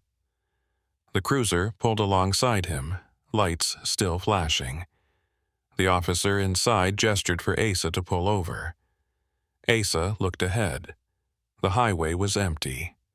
No other cars, no witnesses. If he pulled over, he'd be alone with whoever was in that cruiser. And he'd never know if they were real cops or just more people trying to kill him. Asa made his second decision of the night. He kept driving. The cruiser stayed alongside him for a moment, then fell back. Asa watched in the mirror as it accelerated, trying to get in front of him. But the Freightliner was already at 85 miles per hour, the governor screaming, and the cruiser couldn't keep up. It fell back. And then, slowly, it stopped. The lights went dark, and it just sat there on the highway, motionless, as Asa drove away. Asa didn't stop until he reached the New Mexico border. He pulled off at a rest area, parked in the darkest corner of the lot, and sat in the cab with the engine off. His hands were still shaking. His heart was still pounding. He pulled out his phone and looked at the screen. 17 missed calls, 12 from Alton Kiever, 5 from unknown numbers, and 1 text message from his wife. "Where are you? Please call me. I'm scared." Asa stared at the message for a long time. Then he turned off the phone. He leaned back in the seat and closed his eyes. He didn't know what would happen next. He didn't know if he'd ever be able to go home. He didn't know if the people chasing him would ever give up. All he knew was that he'd made a choice, and he'd have to live with the consequences. Outside, the desert wind picked up, rattling the trailer behind him. Asa listened to it for a while. Then he started the engine and pulled back onto the highway, heading west this time, away from El Paso, away from everything he'd ever known. The road ahead was dark and uncertain, but Asa Rutledge kept driving, because that's what truckers do. They keep moving, even when they don't know where they're going, even when they're running from something they can't escape. They just keep driving. And somewhere behind him, in the Texas night, the people who wanted answers were still searching, still waiting, still watching the highways, waiting for Asa Rutledge to make a mistake, waiting for him to stop running. But Asa wasn't going to stop. Not tonight. Maybe not ever. Obadiah Kincannon had been driving Highway NM9 for 11 years, and in all that time, he'd never seen a dust storm come up this fast. One minute the road was clear, the desert visible for miles in every direction under the late afternoon sun. The next minute, the sky turned the color of rust, and the wind hit like a fist. Obadiah downshifted his Kenworth and slowed from 65 to 40 as the first wave of dust rolled across the highway. His headlights barely penetrated 10 feet ahead. The wipers smeared red-brown grit across the windshield in thick streaks. He'd been hauling refrigerated produce from Las Cruces to a distribution center in Douglas, Arizona, a route he'd run hundreds of times. NM9 was the lonely southern corridor that paralleled the border, cutting through ranch land and Bureau of Land Management territory where you could drive for an hour without seeing another vehicle. Most truckers avoided it. Too remote, too many places where a breakdown could leave you stranded. But Obadiah liked the solitude, liked the way the desert opened up around him, endless and indifferent. He'd grown up in ranch country outside of Deeming, knew these lands the way some men knew the city streets. But this storm was different. This wasn't the usual afternoon wind that kicked up dust devils and rattled through the mesquite. This was something bigger, something that made visibility drop to zero and turned the air into a grinding, choking fog. Obadiah reached for his CB radio and switched to channel 19. "This is westbound NM9, mile marker 34. Anybody out there hearing about this storm?" Static answered him. He tried again. "Any westbound traffic on Highway 9? This is a Kenworth reefer hauling produce, looking for weather updates." Nothing but the hiss of an empty channel. Obadiah switched to the weather band on his truck's radio. The automated voice was reporting high wind warnings for Hidalgo County, gusts up to 60 miles per hour, visibility near zero in some areas. Travelers advised to seek shelter immediately. Obadiah looked at his fuel gauge. He had enough diesel to make it to Douglas, but that was still 90 miles away. He looked at his GPS. The nearest town was Animas, population maybe 200, another 15 miles west. But between here and there, nothing. Just open desert and the occasional ranch road leading off into nowhere. The smart thing would be to pull over and wait it out. But the load he was carrying had a delivery window. Produce didn't wait. If he missed the window, the distributor would refuse the shipment and Obadiah would eat the cost. $15,000 worth of lettuce, tomatoes, and bell peppers that would rot in his trailer if he didn't get them delivered on time. He kept driving. The wind was pushing against the side of the trailer now, rocking the entire rig. Obadiah could feel it in the steering wheel, the constant pressure trying to force him into the oncoming lane. Not that there was an oncoming lane anymore. The highway had disappeared. All he could see was the faint outline of the asphalt directly in front of his bumper and the boiling wall of dust that surrounded him on all sides. His speed dropped to 30, then 20. The Kenworth crawled forward like a blind animal, feeling its way through the storm. Obadiah's hands ached from gripping the wheel. His eyes burned from staring into the dust. And then, through the murk, he saw something, a shape, dark and angular. Off to the right side of the highway, Obadiah hit the brakes and the Kenworth shuddered to a stop. He leaned forward, squinting through the windshield. The shape resolved into a structure, a building, maybe a barn or a shed, and next to it, barely visible, a road. Not a paved road, a dirt track leading away from the highway. Obadiah grabbed his CB. "This is westbound NM9, mile 34. I've got a structure off the south side of the highway. Looks like a ranch access road. If anybody's monitoring, I'm pulling off to wait out this storm." No one responded.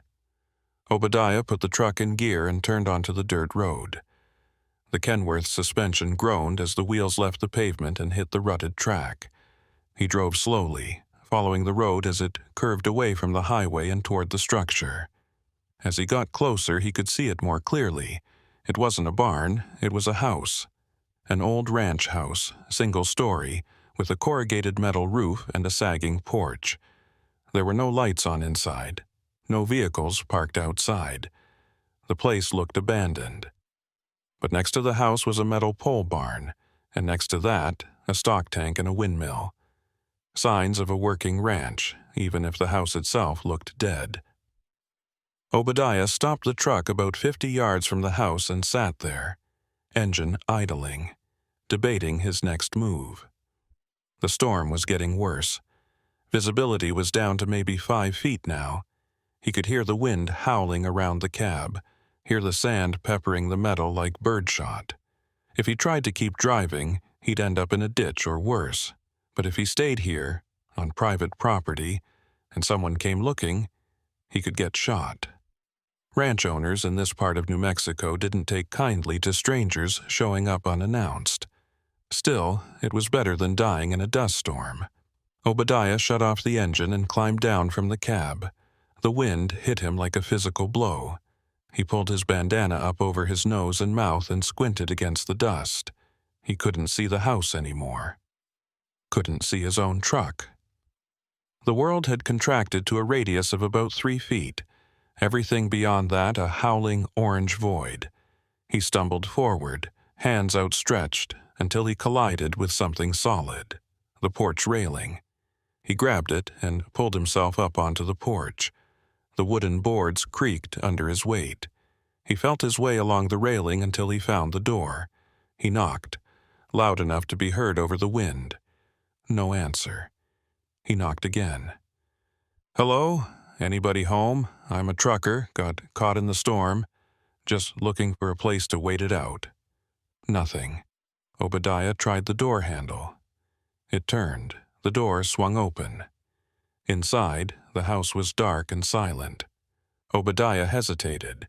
Every instinct told him not to go in, but the wind was tearing at his clothes now, the dust getting into his lungs despite the bandana.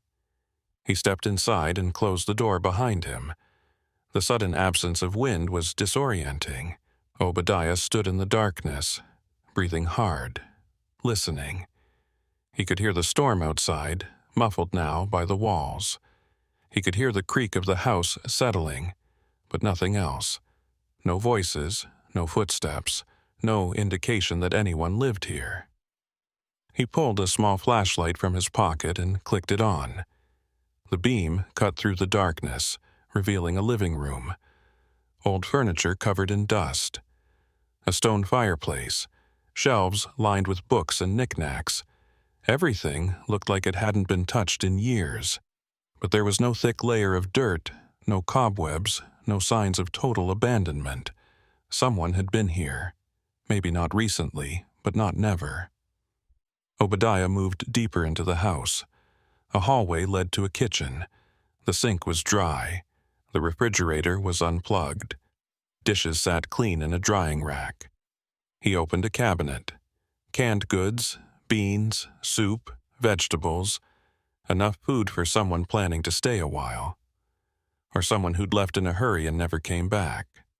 Obadiah walked back through the living room and down another hallway. 2 bedrooms. One had a bed with no sheets. The other had a bed that was made, the blankets tucked in tight. Military corners. Obadiah recognized the style. His father had been in the army, had made his bed the same way every morning for 40 years. Next to the bed was a nightstand.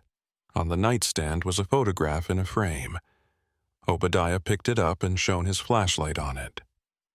The photo showed 2 men standing in front of a barn. Both were wearing cowboy hats and work shirts. One was older, maybe 60, with a weathered face and hard eyes. The other was younger, maybe 30, with a similar face. Father and son, Obadiah guessed. Behind them, partially visible in the photo, was a brand mark on the barn wall, a circle with a cross through it. Obadiah set the photo down and continued his search. In the closet, he found clothes, men's clothes, work shirts, jeans, boots, all neatly arranged. And on the top shelf, a lockbox. Obadiah pulled it down and tried the latch. Locked, he shook it. Something heavy shifted inside. Papers, maybe, or something metal. He put the box back and closed the closet. Whatever secrets this house held, they weren't his business. He was just a trucker waiting out a storm. That's what he told himself. But as he walked back to the living room, he saw something that made him stop. On the floor, near the front door, was a dark stain. Obadiah crouched down and touched it with his finger. It was dry but tacky. He brought his finger close to his face. Even in the dim light, he could see the color. Rust brown. Blood. Not a lot of it. Just a few drops, like someone had tracked it in on their boots. Or like someone had been bleeding and tried to leave. Obadiah stood up quickly. His heart was pounding now. He walked to the front window and looked out. Through the dust storm, he could barely see his truck. But he could see something else. Movement, a shape, darker than the dust, moving between his truck and the house. Obadiah killed his flashlight and stepped back from the window. He stood in the darkness, listening. The wind continued to howl. The house continued to creak. And then, over it all, he heard something else. The sound of the front door opening. Obadiah's hand went to his belt, where he kept a folding knife. He pulled it out and opened the blade as quietly as he could. The door swung wide and a figure stumbled inside. A man. He was clutching his side and breathing hard. Blood was seeping through his fingers. He took 2 steps into the living room and collapsed. Obadiah rushed forward. He knelt beside the man and rolled him onto his back. The man's eyes were half closed, his face pale. He was wearing a work shirt and jeans, both covered in dust and blood. "Hey," Obadiah said, shaking him gently. "Hey, can you hear me?" The man's eyes opened a little wider. He looked at Obadiah but didn't seem to see him.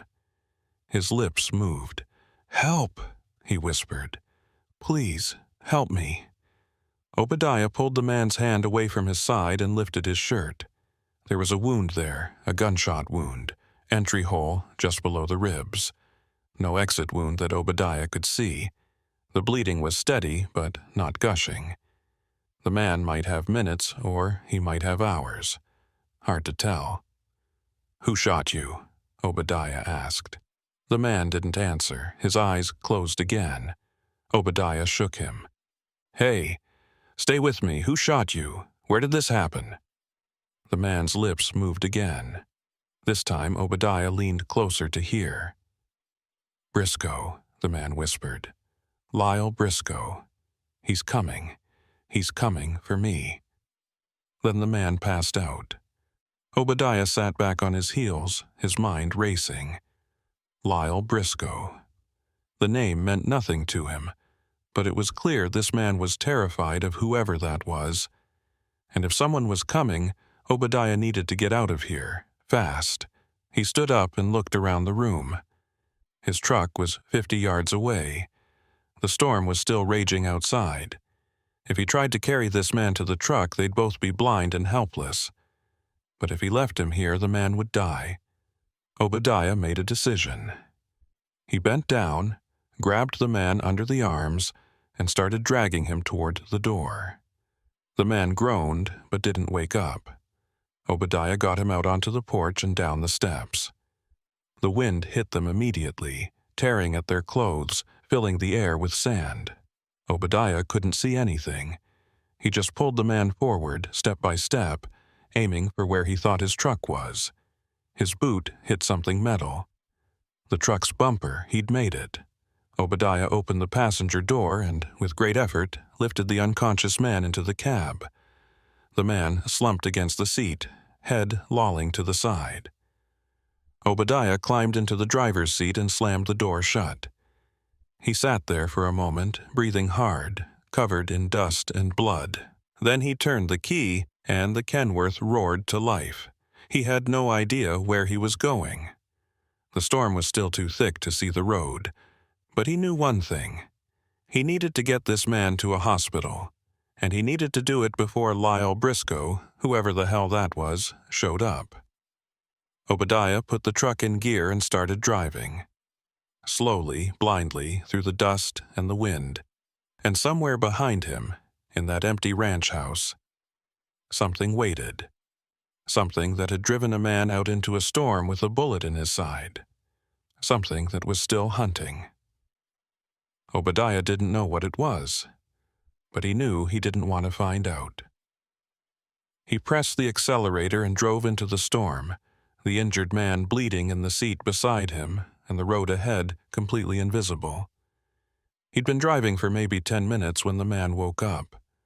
Obadiah heard him gasp and looked over. The man's eyes were wide, wild with pain and fear. "Where am I?" the man said, his voice hoarse. "In my truck," Obadiah said. "I'm getting you to a hospital. You've been shot. You need a doctor." The man shook his head violently.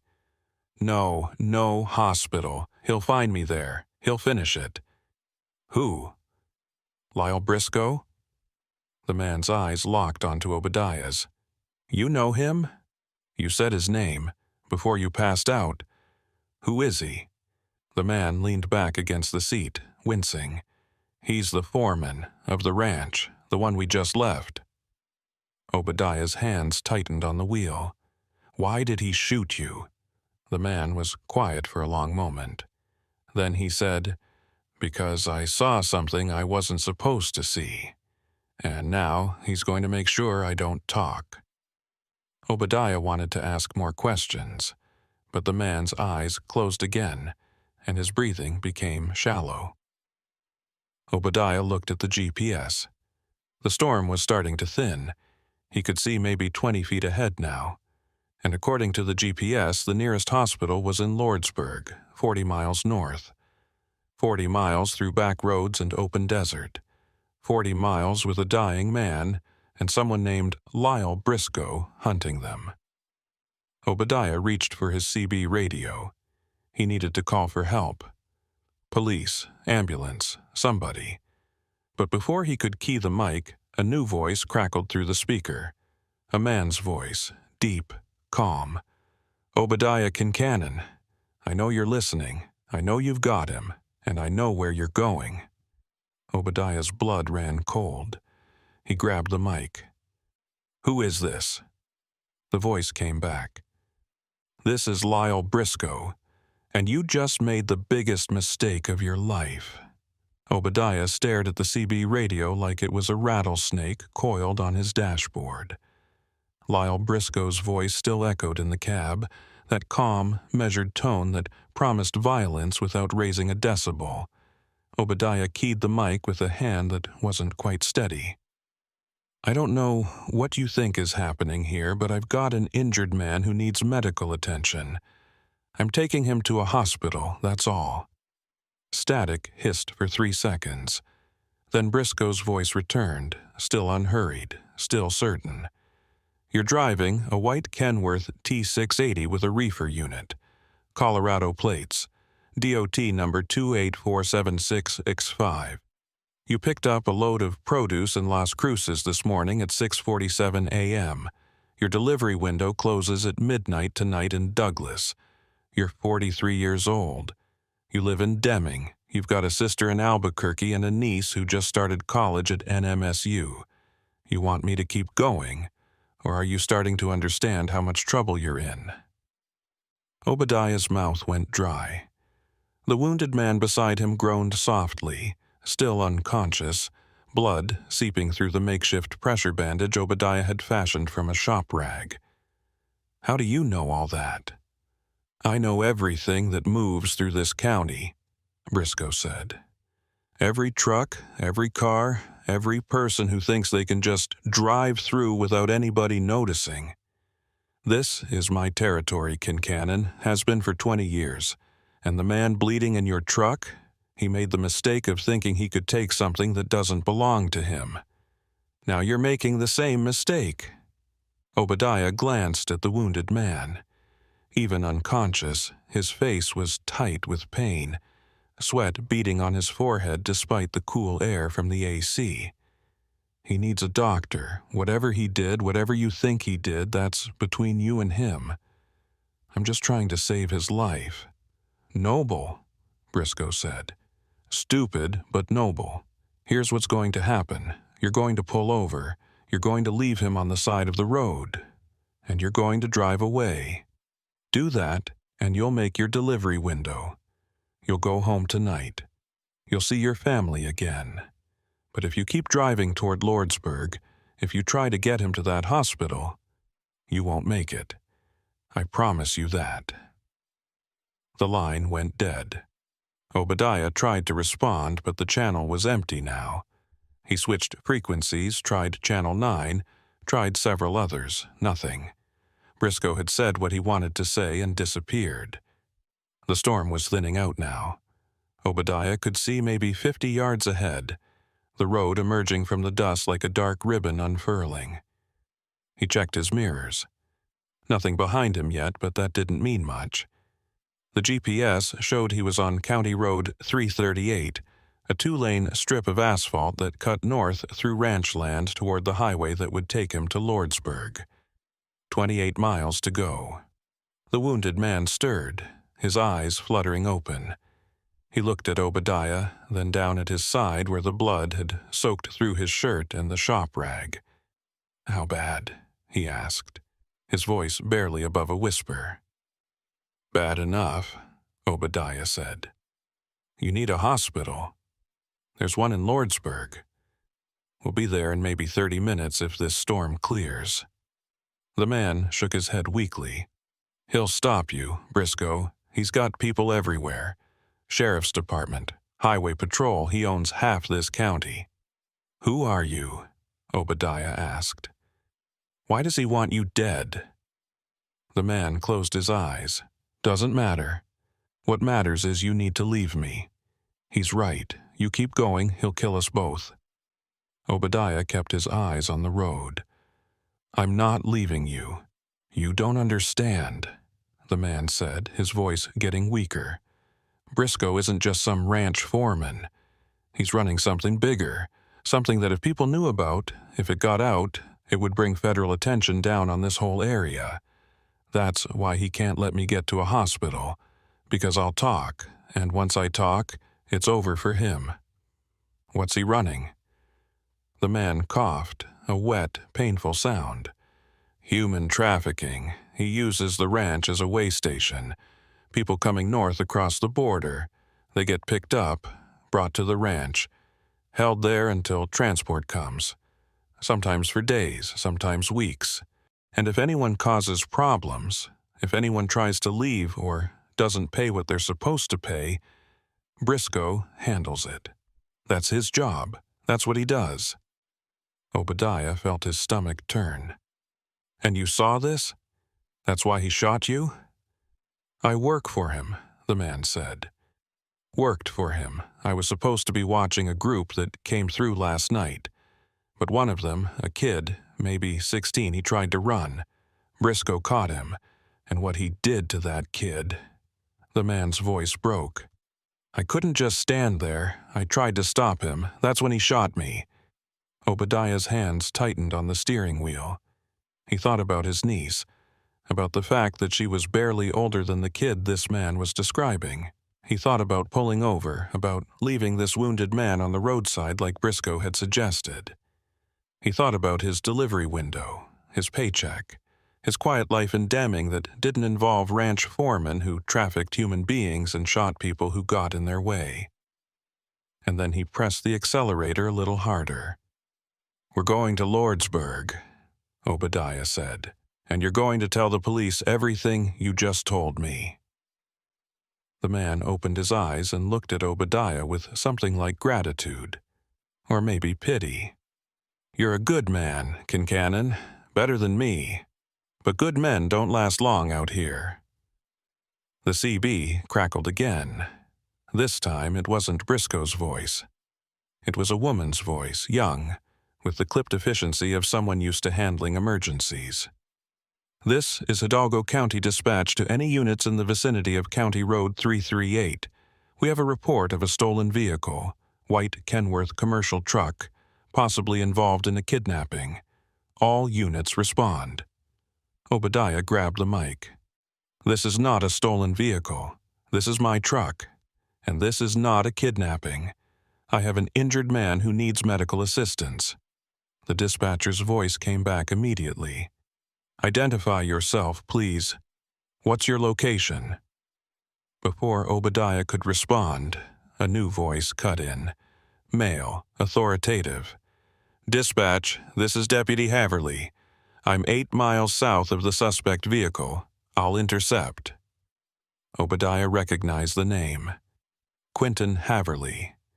One of the deputies he'd met a few years back at a way station, back when he was doing a routine inspection. Good guy, as far as Obadiah remembered. Or at least, he'd seemed like a good guy. But the wounded man had said Briscoe owned half the sheriff's department.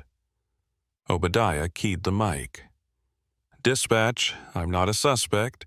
My name is Obadiah Kincannon. I'm a commercial driver. I found an injured man during the dust storm, and I'm transporting him to the hospital in Lordsburg. That's all. The dispatcher's voice was cautious now. Sir, we need you to pull over and wait for law enforcement to arrive. Negative, Obadiah said. This man has a gunshot wound. He's losing blood. Every minute counts. Sir, if you don't comply, you will be charged with failure to yield and evading law enforcement. Pull over now. Obadiah looked at the wounded man. The man was watching him, his face pale, his breathing shallow. Don't stop, the man whispered. Please, if they get me, I'm dead. Obadiah made his decision. He released the mic and turned off the CB radio. The sudden silence in the cab was startling. No static, no voices, just the rumble of the diesel engine and the hiss of the tires on wet asphalt. The storm had left the road slick with mud and debris. Obadiah checked his mirrors. Still nothing behind him, but that wouldn't last. Deputy Haverly was 8 miles back. Maybe less now. And Lordsburg was still 23 miles ahead. The Kenworth was fast for a semi, but it wasn't faster than a patrol car. Obadiah's mind raced through his options. He could pull over, flag down the deputy, try to explain. But if Briscoe really did own law enforcement in this county, that explanation would end with both of them dead or disappeared. He could try to outrun them, but that was insane. You didn't outrun cops in an 18-wheeler, not on open roads. not in New Mexico. Or he could try something else, something that would buy them time, something risky but possible. Up ahead, Obadiah saw a turnoff. Not a road exactly, more like a ranch access trail that cut east toward a cluster of low hills. The GPS showed it as unnamed, unpaved, leading nowhere in particular, but it would get them off the main road. It would make them harder to track. Obadiah took the turn. The Kenworth's suspension groaned as the wheels left the asphalt and hit the dirt trail. The trailer fishtailed slightly, the reefer unit bouncing over ruts, but Obadiah corrected and kept moving. The trail was narrow, barely wide enough for the truck, mesquite branches scraping against the sides of the trailer. The wounded man braced himself against the dashboard. "Where are you going?"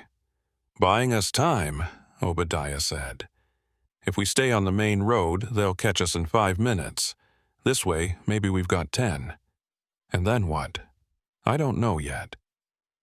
The trail climbed gradually, winding between rock outcroppings and stands of juniper. The dust storm had passed completely now, the sky clearing to reveal the last light of dusk. Obadiah could see the hills ahead, dark shapes against the fading orange horizon, and he could see something else. Behind them, maybe a mile back, the flashing red and blue lights of a patrol car. Deputy Haverly had found them. Obadiah pushed the Kenworth as hard as he dared on the rough terrain. The speedometer read 30 miles per hour, which felt like recklessness on this kind of surface. The trailer swayed and bucked. Something inside the reefer unit was shifting, the produce load probably getting destroyed, but Obadiah didn't care about that anymore. The wounded man coughed again, harder this time. Blood flecked his lips. "Listen," he said, his voice fading. "If I don't make it, you need to tell someone. Not the local cops, federal, DEA, or Border Patrol.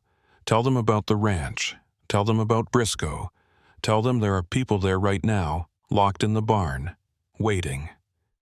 "You're going to make it," Obadiah said, though he wasn't sure he believed it. The patrol car was gaining. Obadiah could see it clearly now, a white SUV with Hidalgo County Sheriff markings. The light bar on top was flashing, but there was no siren. Not yet. The SUV was maybe half a mile back, moving faster than the Kenworth, eating up the distance. Obadiah's options were running out. The trail was getting narrower. Up ahead, it looked like it might dead end at a fence line. If he got trapped, it was over. And then he saw it. Off to the left, barely visible in the failing light, a structure. A small building, maybe a line shack or an old hunting cabin. And next to it, a different trail, one that branched off and seemed to continue north. Obadiah made the turn. The Kenworth tilted dangerously as it took the corner, the trailer's weight pulling it toward the edge of the trail where the ground dropped away into a shallow arroyo. For a second, Obadiah thought they were going over. Then the wheels caught and the truck straightened out. Behind them, the patrol car made the same turn, but it was going too fast. Obadiah watched in the mirror as the SUV's rear end slid out, the vehicle spinning sideways, kicking up a plume of dust. The SUV came to a stop, facing the wrong direction. Its headlights pointed back the way it had come. Obadiah didn't wait to see what happened next. He kept driving. The new trail was even rougher than the last one. More rocks, deeper ruts. But it was heading north, and that was the direction he needed to go. The wounded man was unconscious again, his head lolling against the seat, his breathing so shallow Obadiah had to watch his chest to make sure he was still alive. 10 minutes later, the trail opened up onto a gravel road. Not much better than the trail, but at least it was wider, more stable. Obadiah turned north and accelerated. The GPS was useless now. They'd gone so far off the marked roads that the screen just showed blank space with a flashing, "No route available" message. But Obadiah could see lights in the distance. A town, maybe Lordsburg. maybe somewhere else. It didn't matter. As long as there were people, there was a chance. He drove toward the lights, the Kenworth bouncing and rattling, the wounded man dying beside him, and somewhere behind them, Lyle Briscoe's people closing in. The town turned out to be a truck stop. Not Lordsburg, not even close. It was a small cluster of buildings huddled around a pair of diesel pumps, maybe 20 miles east of where Obadiah thought he was. But there were lights, and vehicles, and most importantly, there was a payphone mounted on the outside wall of the main building. Obadiah pulled the Kenworth into the lot and parked near the phone. He looked at the wounded man, still breathing, still unconscious. Obadiah climbed down from the cab and walked to the payphone. His legs were shaking. His hands were shaking. He picked up the receiver and dialed 911. The operator answered immediately. 911, what's your emergency? I need an ambulance, Obadiah said. I'm at a truck stop on, I don't know the exact location. Somewhere east of Lordsburg. I have a man with a gunshot wound. He's critical. Stay on the line, sir. I'm dispatching EMS now. Can you describe the location more specifically? Obadiah looked around. There was a sign above the main building. Desert Rose Truck Stop, he read. On Route 90, I think. Understood. EMS is en route. Estimated arrival, 15 minutes. Can you tell me what happened? Obadiah started to explain, but then he saw headlights turning into the lot. A white SUV. Hidalgo County Sheriff. Obadiah's heart sank. Deputy Haverly had found them. The SUV pulled up next to the Kenworth and stopped. The driver's door opened and a man stepped out. He was tall, maybe 6 feet, wearing a tan uniform and a cowboy hat. He had a pistol on his hip and a radio clipped to his shoulder. He looked at Obadiah, then at the phone in Obadiah's hand. Obadiah Kincannon? The deputy asked. Obadiah nodded slowly. That's me. I'm Deputy Quentin Haverly. I need you to hang up the phone and step away from the vehicle. There's a man in my truck, Obadiah said. He's been shot. He needs help. I know, Haverly said. Hang up the phone, now. Obadiah looked at the phone, then at the deputy. Haverly's hand was resting on his pistol, not drawing it, but making the threat clear. Obadiah hung up the phone. Step away from the truck, Haverly said again. Obadiah took a few steps back. His mind was racing. If Haverly worked for Briscoe, this was where it ended. No witnesses, no hospital, just 2 bodies left in the desert. But Haverly didn't draw his weapon. Instead, he walked past Obadiah to the Kenworth and looked inside the cab. He saw the wounded man and muttered something under his breath. This the guy Briscoe's looking for? Haverly asked. Obadiah didn't answer. Haverly turned to face him. I asked you a question. I don't know who he is, Obadiah said. I found him in the storm. He was shot. I'm trying to get him to a hospital. Haverly studied Obadiah for a long moment. Then he reached for his radio. Obadiah tensed, expecting him to call it in, to tell Briscoe where they were. But instead, Haverly turned the radio off and clipped it back to his shoulder. Get back in your truck, Haverly said. Obadiah stared at him. What? Get in your truck and drive to Lordsburg Regional Hospital. It's 18 miles north on Route 90. I'll follow you. If anybody tries to stop you, I'll handle it. Why are you helping me? Haverly's expression hardened. Because Lyle Briscoe is a piece of human garbage, and I've been waiting a long time for someone to give me a reason to take him down. Now move. That man doesn't have much time. Obadiah didn't need to be told twice. He climbed back into the Kenworth, fired up the engine, and pulled out of the truck stop. In his mirror, he saw Haverly get into the SUV and follow. They drove north on Route 90, the Kenworth pushing 70, the patrol car right behind them with its lights flashing. And for the first time since he'd found the wounded man in that empty ranch house, Obadiah allowed himself to believe they might actually make it. The hospital appeared after 12 minutes of hard driving. A low cluster of buildings surrounded by parking lots, illuminated by sodium lights that turned everything the color of old brass. Obadiah pulled into the emergency entrance and stopped. Medical staff were already coming out, pushing a gurney, alerted by the 911 call. Haverly was out of his SUV immediately, helping them open the Kenworth's passenger door and ease the wounded man onto the gurney. The man's eyes fluttered open for just a moment. He looked at Obadiah and mouthed 2 words. "Thank you." Then they wheeled him inside, and he was gone. Obadiah stood in the parking lot covered in dust and blood, his legs barely holding him up. Haverly walked over and stood beside him. "You did good," Haverly said. "That man would be dead if it wasn't for you." "Who is he?" Obadiah asked. "His name's not important. What's important is what he knows. And now that he's in federal custody, he can talk." "Federal custody?" Haverly nodded. "I made some calls on the way here. DEA, Border Patrol. They've been investigating Briscoe for 2 years. This is the break they've been waiting for." Obadiah looked at the hospital. "What happens now?" "Now," Haverly said, "you go home. You forget this ever happened, and you let us handle Lyle Briscoe." Obadiah Kincannon sat in the hospital waiting room for 2 hours before anyone came to talk to him. The plastic chair was uncomfortable, and the fluorescent lights made everything look washed out and unreal. His clothes were still covered in dust and dried blood. Other people in the waiting room gave him wide berth, choosing seats on the opposite side of the room.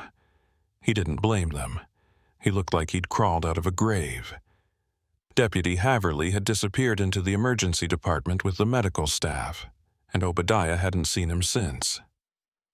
A nurse had taken Obadiah's statement, asked if he needed medical attention himself, and then left him alone with a cup of bad coffee and a clipboard full of forms he didn't know how to fill out. He didn't know the wounded man's name, didn't know his date of birth, or his social security number, or his insurance information.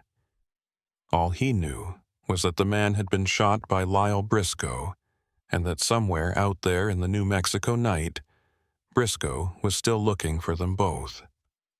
At 9:47 p.m., a woman in scrubs came through the double doors that led to the treatment area.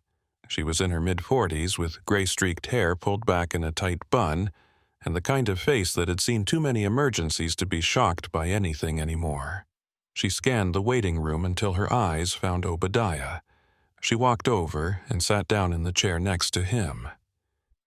"You're the one who brought him in?" she asked. Her voice was flat, professional, with just a hint of exhaustion underneath. "Yes, ma'am," Obadiah said. "How is he?" "Alive. Barely. The bullet entered below his ribs, punctured his liver, and lodged near his spine. We've stabilized him for now, but he needs surgery. We're prepping an OR." She paused. "He's asking for you." Obadiah blinked. "Me? Why?" "I don't know, but he's insistent. Says he needs to talk to you before he goes under. Says it's important." She stood up. "I'm Minna Treadwell, charge nurse in the ER. If you're coming back, you need to come now. We don't have much time." Obadiah followed Minna Treadwell through the double doors and into the emergency department.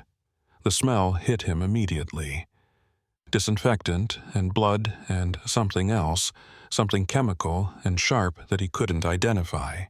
They walked past curtained-off bays where voices murmured and machines beeped. At the end of the hall, Minna stopped at a closed door. "He's in here. You've got 5 minutes. After that, he goes to surgery." She opened the door. The wounded man was lying on a bed, hooked up to what looked like a dozen different machines. IV lines ran into both arms. A ventilator mask covered his nose and mouth. His skin was the color of the old newspaper, but his eyes were open, and when he saw Obadiah, he raised one hand weakly. Obadiah walked to the bedside. "Hey," he said, not knowing what else to say. The man pulled down the ventilator mask. His voice was so faint Obadiah had to lean in to hear it. "They're going to ask you questions. Federal agents. About what I told you, about the ranch." "I know," Obadiah said. "I'll tell them." "No." The man shook his head, wincing at the pain the movement caused. "You can't just tell them. Briscoe has people everywhere. Law enforcement, border patrol, even some federal agents. If you talk to the wrong person, you'll end up dead." Obadiah felt a chill run down his spine. "Then, who do I talk to?" The man closed his eyes for a moment, gathering strength. "There's a woman, DEA agent. Her name is—" He stopped, coughing. Blood appeared at the corner of his mouth. Minna Treadwell stepped forward, checking the monitors. "We need to get him to surgery, now." "Wait," the man said, grabbing Obadiah's wrist with surprising strength. "Listen, the people at the ranch, the ones Briscoe is holding, they're not just waiting for transport. Some of them have been there for weeks, and Briscoe's been using them for—" He coughed again, harder. More blood. Minna hit a button on the wall and immediately 2 other nurses rushed in. They started unhooking monitors, preparing to move the bed. "What's he been using them for?" Obadiah asked urgently. But the man's eyes had closed. His hand went slack. The nurses wheeled him out of the room at a run, Minna Treadwell following close behind, barking orders. Obadiah stood alone in the empty room, the smell of blood still hanging in the air, wondering what the hell he'd gotten himself into. He walked back to the waiting room. Deputy Haverly was there now, talking on his cell phone. When he saw Obadiah, he ended the call and walked over. "They're taking him to surgery?" Haverly asked. Obadiah nodded. "He said Briscoe has people inside law enforcement. Said I can't trust anyone." Haverly's jaw tightened. "He's not wrong. Briscoe's been paying off deputies and border agents for years. That's why we've never been able to touch him. Every time we get close, evidence disappears. Witnesses recant. It's like trying to grab smoke." "So what do I do?" Obadiah asked. "I can't just go home. Briscoe knows who I am. He knows where I live." Haverly looked around the waiting room, then gestured for Obadiah to follow him. They walked outside into the parking lot, away from the entrance, away from the lights. When they were alone, Haverly spoke in a low voice. "There's a federal task force that's been building a case against Briscoe. Real task force, not compromised. I've been feeding them information for 6 months. The man you brought in, he's the first witness they've had who can testify to what's actually happening at that ranch. But he's also a target now, and so are you." "What's Briscoe doing out there?" Obadiah asked. The man said something about Briscoe using the people he's holding. Using them for what? Haverly was quiet for a long moment. When he spoke, his voice was grim. "Organ harvesting." Obadiah felt like he'd been punched in the stomach. "What?" "The people who cross the border. The ones who get picked up and taken to Briscoe's ranch. Some of them never leave, not alive, anyway. Briscoe's been working with a network that traffics organs. Kidneys mostly. Hearts, livers. They take them from people who won't be missed. People with no papers, no family in this country. People who are invisible." Obadiah thought he was going to be sick. "How long has this been going on?" "Years, maybe longer. We don't know the full extent of it yet. But the man in there, he was part of it. He helped run the operation, until he couldn't anymore." Haverly pulled out a business card and handed it to Obadiah. This is a federal prosecutor. She's clean. She's the one running the task force. You need to call her tomorrow morning. Tell her everything you saw, everything you heard. She'll protect you." Obadiah looked at the card. The name printed on it meant nothing to him. "And in the meantime, what do I do tonight?"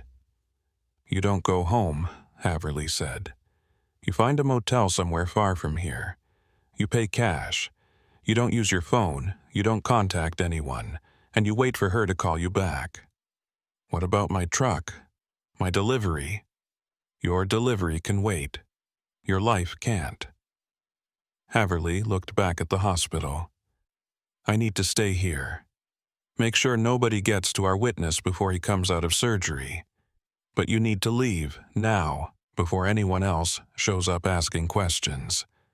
Obadiah started walking toward his Kenworth. He'd only taken a few steps when Haverly called out, "Kincannon, that man in there, the one you saved. He's done terrible things, but he's trying to make it right. Don't let that be for nothing." Obadiah nodded and kept walking. He climbed into his truck, started the engine, and pulled out of the hospital parking lot. He had no idea where he was going. All he knew was that he needed to put distance between himself and Lordsburg. He drove west on Route 90, back the way he'd come, but he didn't take the turn toward NM9. Instead, he stayed on 90, heading toward Silver City. The night was clear now. The storm completely passed, and the stars overhead were so bright they looked artificial. Obadiah's mind was racing, organ harvesting, human trafficking, a ranch foreman who could reach into law enforcement and federal agencies like they were his own private security force. Obadiah had spent 20 years driving trucks up and down these highways, and he'd always thought of himself as someone who knew this country. But he'd been wrong. He'd been driving across the surface while underneath, hidden from view, something monstrous was happening. At 11:23 p.m., Obadiah pulled into a truck stop outside of Silver City. He parked in the back of the lot, away from the lights, and shut off the engine. He sat there in the darkness, trying to decide what to do next. His phone had been buzzing for the last hour. Missed calls from his dispatcher. Text messages asking where he was, asking about the delivery, asking if everything was okay. Obadiah ignored them all. He couldn't think about produce deliveries right now. Couldn't think about schedules and load windows and all the mundane concerns that had made up his life until this morning. He thought about the wounded man lying in surgery. Thought about the people still trapped at Briscoe's ranch, waiting to have their organs cut out and sold. Thought about the fact that he could have just driven past that ranch house, could have waited out the storm on the highway, could have never stopped to help. And some part of him wished he had. Wished he'd never opened that door, never found that man bleeding on the floor, never gotten involved. But another part of him, the part that had been raised by his father to believe that you helped people in trouble no matter what, knew he'd done the right thing. Even if it cost him everything. Even if Lyle Briscoe came for him. Even if he never made it home. Obadiah's phone rang. He looked at the screen. Unknown number. He almost didn't answer, but something made him pick up. "Hello?" A man's voice. Not Briscoe this time. Someone else. Younger, nervous. "Obadiah Kincannon? Who's asking?" "My name doesn't matter. What matters is that Lyle Briscoe knows where you are. He's got trackers on your truck. He's known your location since you left Lordsburg. He's on his way to you right now." Obadiah's blood went cold. He looked out the windshield at the dark parking lot. Nothing moved. "Why are you telling me this?" "Because I worked for him, same as the guy you brought to the hospital. I can't do this anymore. But if you don't move right now, he's going to find you. And when he does, you're dead." The line went dead. Obadiah sat frozen for about 3 seconds. Then he was moving. He jumped down from the cab and went to the trailer, checking the undercarriage, the wheel wells, Anywhere someone could have hidden a GPS tracker. His flashlight beam swept across metal and rubber and dirt. And then he found it. Stuck to the inside of the rear mudflap housing, a small, black box about the size of a matchbook. A magnetic tracker. Obadiah ripped it off and threw it as far as he could into the scrub brush at the edge of the parking lot. Then he climbed back into the cab and started the engine. He was pulling out of the lot when he saw headlights turning in from the highway. A black pickup truck, lifted, with off-road lights on the roof. It drove slowly through the lot, searching. Obadiah killed his headlights and accelerated, rolling through the darkness, navigating by the ambient light from the truck stop buildings. He made it to the exit and turned onto the highway heading north. In his mirror, he saw the black pickup reverse direction and start following. No lights, just a dark shape moving fast. Obadiah switched on his headlights and punched the accelerator. The Kenworth responded, the engine roaring, the speedometer climbing past 70. The pickup was gaining. Obadiah could see it clearly now, maybe 200 yards back, closing the distance. And he could see something else, a figure in the passenger seat, leaning out the window, holding something. Obadiah swerved into the left lane just as the rear window of his cab exploded. Glass showered everywhere. They were shooting at him. Obadiah ducked low, keeping one hand on the wheel, staying in the left lane. Another shot. This one punched through the trailer, the sound like a metal drum being hit with a hammer. Obadiah grabbed his CB radio and keyed the mic. "This is a commercial vehicle on Route 90 northbound near Silver City. I'm being shot at. I need police assistance. Repeat, shots fired, need immediate assistance." Static answered him. He tried again. Nothing. Either the CB was damaged or Briscoe was jamming the signal again. Up ahead, Obadiah saw a sign. Gila National Forest, next exit. The exit was a quarter-mile away. Obadiah made a decision. He took the exit, the Kenworth tilting dangerously as it took the turn at 60 miles per hour. The trailer swayed, the tires screaming, but it held. The black pickup took the same exit, now only 100 yards back. The road climbed into the foothills, narrow and winding, with steep drop-offs on the right side and sheer rock faces on the left. Not a place for a truck. Not a place for high-speed pursuit. But Obadiah didn't have a choice. He kept his foot on the accelerator, the Kenworth barely staying in its lane, the trailer fishtailing on every turn. Another shot. This one took out his passenger side mirror. Obadiah could hear the pickup's engine now, a high-pitched whine that meant it was redlining, pushing as hard as it could. He checked his driver's side mirror. The pickup was 50 yards back. And in the glow of the Kenworth's taillights, Obadiah could see the shooter clearly. It was a man, lean, wearing a cowboy hat, holding a rifle, and Obadiah knew with absolute certainty that it was Lyle Briscoe himself. The road ahead curved sharply to the left. Obadiah took the turn, the trailer scraping against the rock face, metal screaming against stone. The pickup took the turn tighter, gaining ground. 40 yards now. Briscoe leaned out the window and fired again. The shot hit the trailer's reefer unit, and immediately the temperature alarm started wailing. The refrigeration was damaged. Obadiah's entire load was going to spoil, but that was the least of his problems. The road straightened out briefly and Obadiah saw what lay ahead. A bridge. Old. Narrow. Wooden planks over a ravine. There were warning signs. Weight limit 10 tons. The Kenworth weighed 40 tons loaded. Obadiah had about 5 seconds to decide. He could stop, get out, take his chances on foot, or he could trust that the bridge was stronger than the sign claimed, that some engineer had built in a safety margin, that maybe, just maybe, the bridge would hold. Obadiah didn't slow down. The Kenworth hit the bridge at 40 miles per hour. The wooden planks groaned, some cracked. Obadiah could feel the entire structure flexing under the weight, could hear the support beams protesting. But the bridge held. Behind him, the black pickup hit the bridge at full speed, and the bridge, weakened by the Kenworth's passage, collapsed. Obadiah saw it in his mirror. The pickup's front wheels dropped through broken planks. The truck pitched forward, nose-diving, the rear end flipping over. It tumbled into the ravine, disappearing into the darkness below. There was a moment of silence, then a distant crash, then nothing.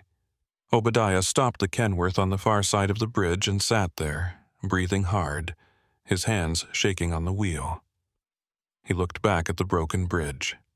No movement, no lights, no sign of anyone climbing out of the wreckage. Lyle Briscoe was gone. Obadiah picked up his phone and dialed 911. This time, when the operator answered, he told her everything. The police came 40 minutes later. State troopers, local sheriff's deputies, even a helicopter that swept the ravine with a searchlight looking for survivors.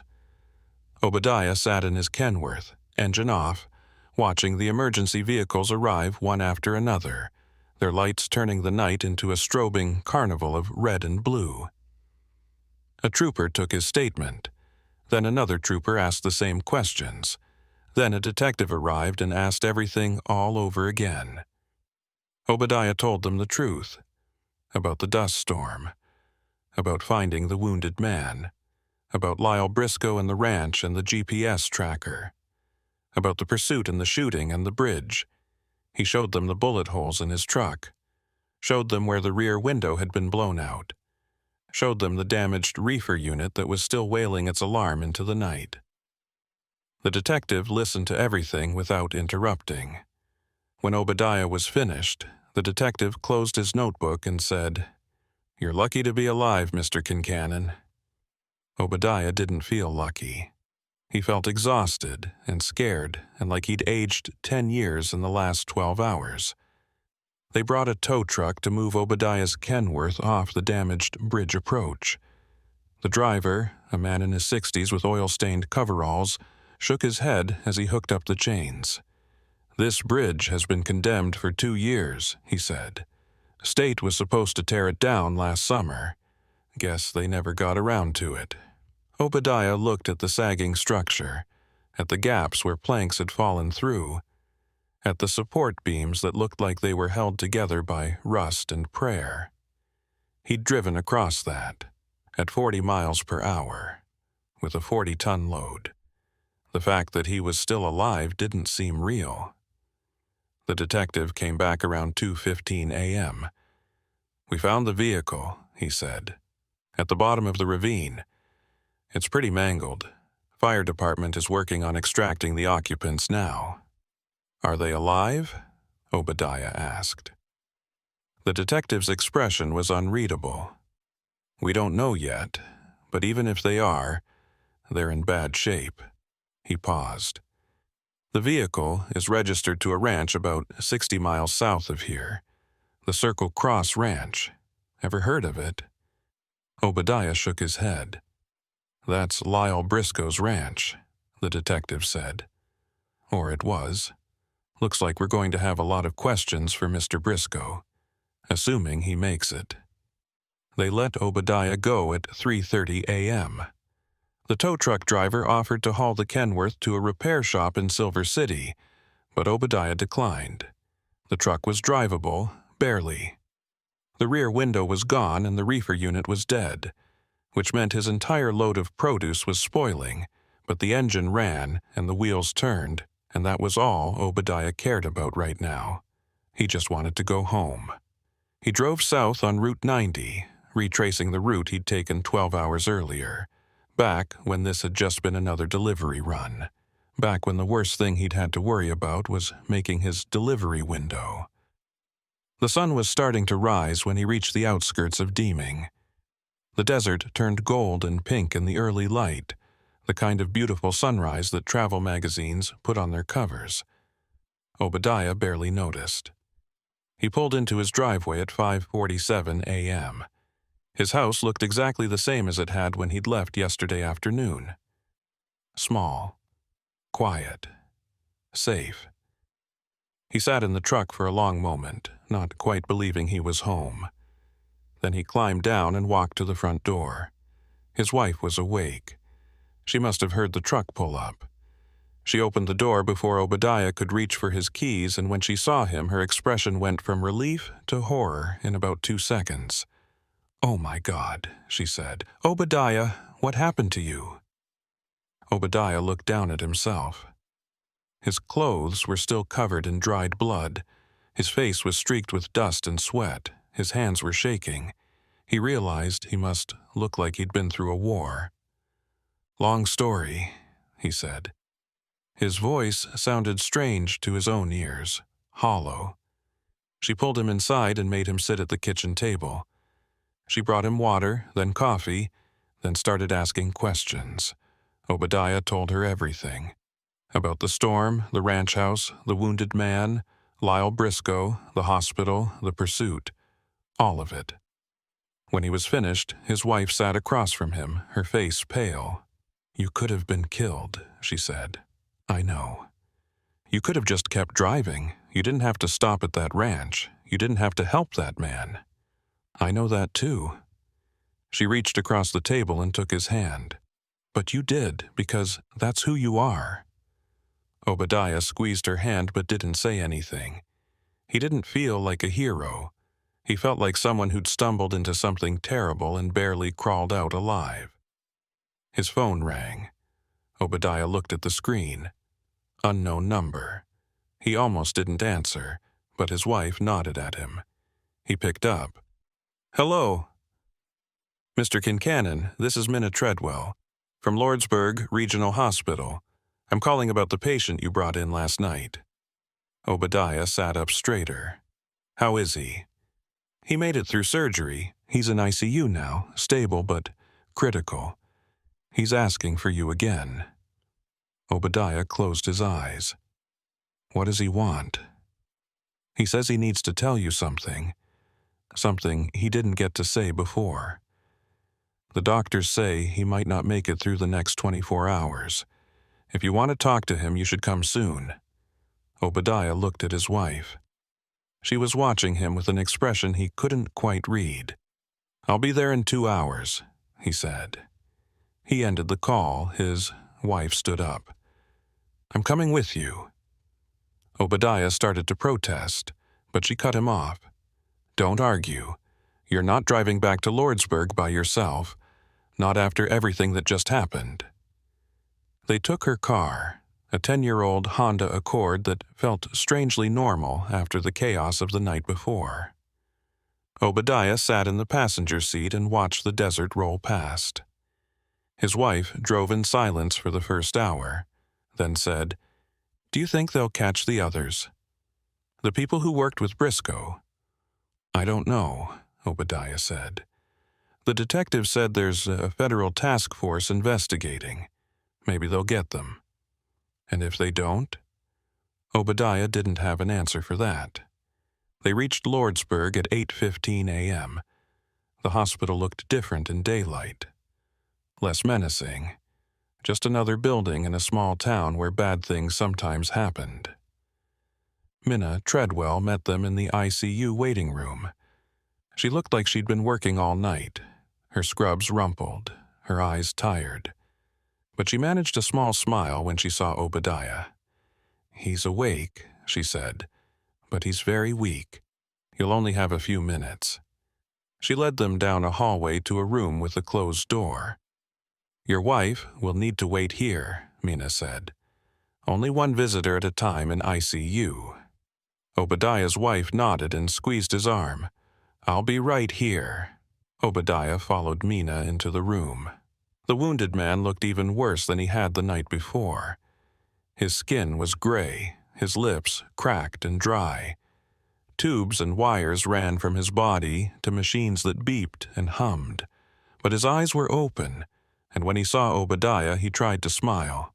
"You came," the man whispered. Obadiah walked to the bedside. "The nurse said you wanted to talk to me." The man nodded weakly. "I need to tell you, before I die, about the ranch." "The police know about the ranch," Obadiah said. "They're investigating." "You don't have to—" "No," the man interrupted. "You don't understand. The ranch isn't the only place. Briscoe was just one part of a network. There are others, other ranches, other people running the same operation. If Briscoe is dead, they'll just find someone else to take his place." Obadiah felt his stomach sink. "How many others?" "I don't know. Dozens, maybe. Spread out across New Mexico, Arizona, Texas, everywhere along the border." The man coughed, a wet, painful sound. "That's why I needed to tell you. Because if something happens to me, someone needs to know. Someone needs to keep pushing, keep investigating." Mina Treadwell stepped forward, checking the monitors. "His blood pressure is dropping. We need to wrap this up." The man grabbed Obadiah's wrist. His grip was surprisingly strong. "Promise me," he said. "Promise me you'll tell them, the federal agents. Tell them about the network. Don't let this die with me." "I promise," Obadiah said. The man released his grip and closed his eyes. "Good, that's good." His breathing became more labored. The monitors started beeping faster. Minna ushered Obadiah out of the room. "He needs to rest now. We'll call you if there's any change." Obadiah walked back to the waiting room where his wife was sitting. She stood up when she saw him. "What did he say?" "That it's bigger than we thought. Bigger than just one ranch, bigger than just Briscoe." She took his hand. "Then we tell someone. The police, the FBI, whoever will listen." "And what if they already know?" Obadiah said. "What if they've known for years and they just don't care?" "Then we make them care," his wife said firmly. "Come on, let's go home." They drove back to Deming in silence. Obadiah stared out the window, thinking about everything the wounded man had said, about the network, about the other ranches, about the people who were still out there, trapped, waiting to be exploited. He thought about the fact that he was just a truck driver, that he had no power, no connections, no way to make anyone listen to him. But he also thought about the fact that he'd saved one man's life. That one man was now talking to federal investigators, telling them everything he knew. And maybe that was enough. Maybe that was all anyone could do. Save one person. Tell one truth. And hope that it mattered. They reached Deming at 10:30 a.m. Obadiah's wife pulled into the driveway and shut off the engine. They sat there for a moment, neither one moving. "What are you going to do now?" she asked. Obadiah looked at his house, at his truck parked in the driveway, damaged and blood-stained, at the life he'd built over 2 decades that suddenly felt fragile and temporary. "I'm going to fix my truck," he said. "And then I'm going to make a phone call." 3 days later, Obadiah sat in a federal building in Las Cruces, talking to 2 FBI agents and a prosecutor from the Department of Justice. He told them everything. About the wounded man, about Lyle Briscoe, about the ranch and the network and everything he'd seen and heard. The agents listened without interrupting, taking notes, recording everything. When Obadiah was finished, the prosecutor leaned forward. "Mr. Kincannon, what you've told us corroborates information we've been gathering for months. The man you rescued, he's been cooperating fully. Between his testimony and yours, we have enough to start making arrests." "What about Briscoe?" Obadiah asked. "Is he alive?" The prosecutor exchanged a glance with one of the agents. "Lyle Briscoe died 2 days ago, never regained consciousness after the crash, but we've identified several of his associates. We're moving on them now." Obadiah felt something loosen in his chest. Relief, maybe, or just exhaustion. "What happens to me now?" Nothing, the prosecutor said. You go back to your life, you drive your truck, you forget this ever happened, we'll handle it from here. But Obadiah couldn't forget. Over the next few weeks, he tried to return to normal. He got his truck repaired, filed an insurance claim for the damaged load, started taking runs again. But every time he drove past that stretch of NM9, every time he saw a ranch house sitting alone in the desert, he thought about what might be happening inside. He thought about the people who were invisible, who crossed borders looking for a better life, and ended up trapped in nightmares they couldn't escape. And he thought about the wounded man, whose name he still didn't know, who was recovering in a federal medical facility somewhere, preparing to testify. 1 month after the incident, Obadiah got a call from Minna Treadwell. I thought you'd want to know, she said. The patient you brought in. He asked me to pass along a message. What is it? He said to tell you thank you, and that he's going to make sure what he knows counts for something. Obadiah thanked her and ended the call. He stood in his driveway looking out at the desert that stretched away in all directions. Somewhere out there, federal agents were raiding ranches, arresting people, shutting down the network. And it had all started because Obadiah Kincannon had pulled off the highway during a dust storm and decided to help a stranger. 2 months later, the news broke. Headlines about a major human trafficking and organ harvesting ring being dismantled across the Southwest. Dozens of arrests. Hundreds of victims freed. The articles didn't mention Obadiah's name, which was fine with him.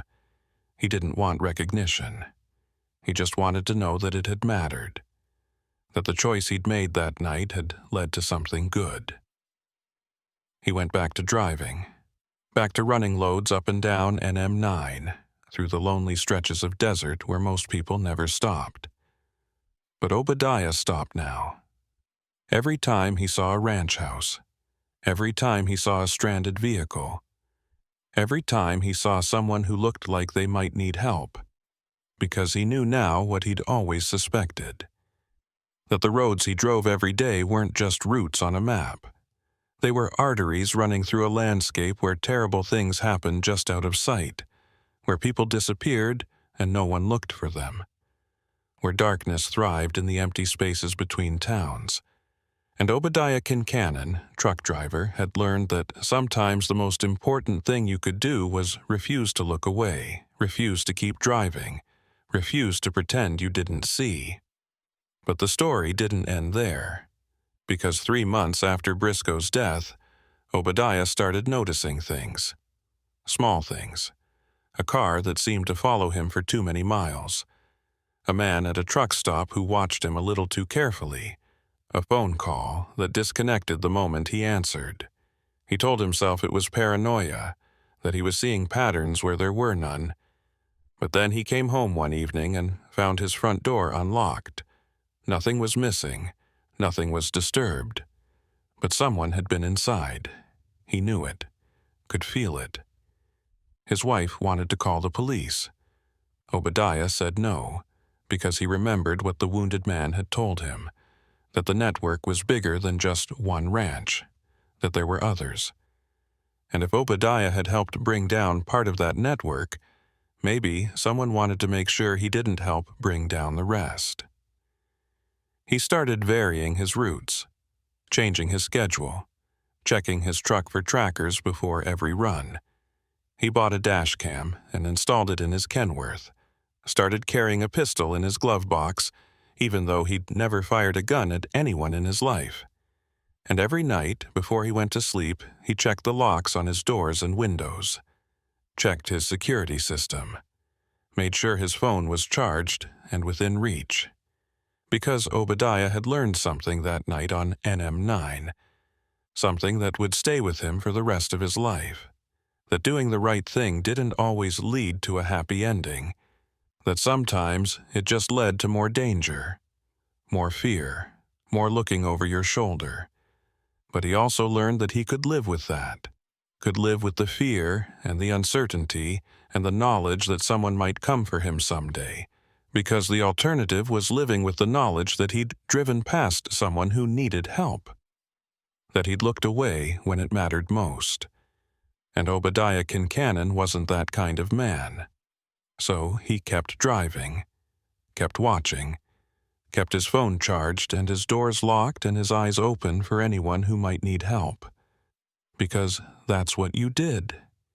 You kept moving forward, even when you were afraid. Even when you knew the darkness was still out there, waiting, you just kept driving. And Obadiah, as he pulled out of his driveway one cool November morning, with the sun rising over the desert and his wife waving from the doorway and another load waiting in Las Cruces, realized that maybe that was enough. Maybe survival and vigilance and refusing to forget were their own kind of victory.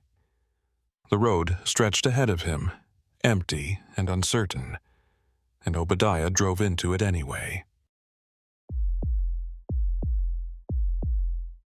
Percival Greeley had been hauling freight through southern Arizona for 16 years, and he'd passed through the way station on AZ 86 at least 1,000 times. It was one of those permanent installations that sat like a concrete bunker in the middle of nowhere, 23 miles south of the junction with I-19, positioned to catch commercial vehicles heading north from the border. Most of the time, the station was active. Lights on, scales running, inspectors checking logs and paperwork. But tonight, at 11:47 p.m. on a Tuesday in October, the station was dark. Not closed exactly, just empty. The scales were still illuminated, the overhead lights still working, but there were no personnel, no trucks pulled over for inspection. Just an open lane and a sign that read, "All commercial vehicles must stop." Percival slowed his Peterbilt as he approached. He'd been running hot all night, pushing to make a delivery window in Tucson that closed at 2 a.m. He was hauling electronics, high-value cargo that the shipper had specifically instructed him not to leave unattended, the kind of load that made you paranoid about every mile. He brought the truck to a complete stop on the scales, as required by law, and waited. The digital readout flickered to life, displaying his gross vehicle weight, 76,840 pounds, within legal limits. Percival expected the speaker to crackle, expected someone inside the station building to tell him he was clear to proceed or to pull forward for inspection. But there was only silence. He waited 30 seconds, then a minute. Nothing. Percival looked at the building. It was a single-story structure with tinted windows and a metal door. A light was on inside, visible through the windows, but he couldn't see any movement. His instinct was to just drive through. If the station was unmanned, that wasn't his problem. But something made him hesitate. In 16 years of running this route, he'd never seen the station completely unattended. Even during late shifts, there was always at least one person on duty. Percival put the truck in park and climbed down from the cab. The air outside was cool, desert night air that smelled like creosote and dust. He walked to the building's entrance and tried the door. It was unlocked. He pushed it open and called out, "Hello? Anybody here?" No response. Percival stepped inside. The interior was exactly what you'd expect from a way station. Institutional gray walls, a desk with a computer and scale monitors, filing cabinets, a coffee maker on a small table, a radio mounted to the wall. Everything looked normal, except for the coffee cup on the desk that was still steaming. Someone had been here minutes ago. Percival walked closer to the desk. There was a logbook open, showing entries from earlier in the evening. The last entry was time-stamped 11:39 p.m. 8 minutes ago. A truck with DOT number 988472 had been cleared through. Percival looked around the room. A door at the back led to what was probably a break room or bathroom. He walked to it and knocked. "Hello? Way station personnel?" Still nothing. He opened the door. The room beyond was a small break area with a microwave, a refrigerator, and a table. Empty. Percival returned to the main room and noticed something he'd missed before. On the floor, near the desk, were drag marks, fresh ones, like someone had dragged something heavy across the tile, leaving faint streaks of dirt. Percival's pulse quickened. He should leave. Get back in his truck and drive to Tucson and forget he ever stopped here. But he couldn't shake the feeling that something was very wrong. He walked back outside and scanned the parking area. There were 2 vehicles parked near the building. One was a white pickup truck with Arizona Doe T stenciled on the door. The other was a silver sedan, newer model, no markings. Percival walked to the pickup first. The doors were locked. He shined his flashlight through the window. Nothing unusual inside. Work gloves on the seat, a thermos in the cup holder, paperwork on the dashboard. He moved to the sedan, also locked. But when he shined his flashlight inside, he saw something that made him stop. On the passenger seat was a manila folder, the kind used for official documents, and clipped to the folder was a photograph. Percival pressed his face closer to the window, trying to get a better look. The photograph showed a truck, a Peterbilt, dark blue, pulling a white trailer, and written on the photo in red marker was a license plate number. Percival's license plate number. His blood went cold. He stepped back from the sedan and looked around the parking lot, suddenly feeling very exposed. Why was there a photo of his truck in that car? Who did the sedan belong to? And where was the way station operator? Percival hurried back to his Peterbilt and climbed into the cab. He locked the doors and grabbed his phone.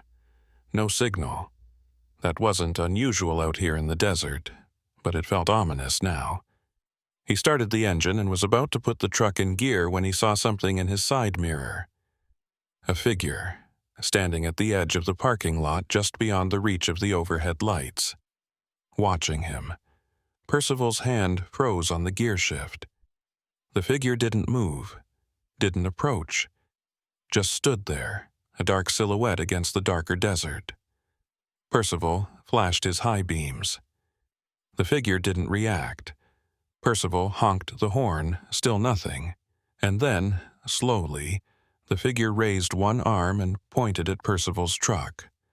Percival threw the transmission into gear and punched the accelerator. The Peterbilt lurched forward, tires squealing on the pavement. He blew through the way station without stopping, without looking back, pushing the truck up to 60 as fast as he could. In his mirror, he saw the figure still standing there, arms still raised, watching him disappear into the night. Percival drove for 10 miles before his heart stopped racing.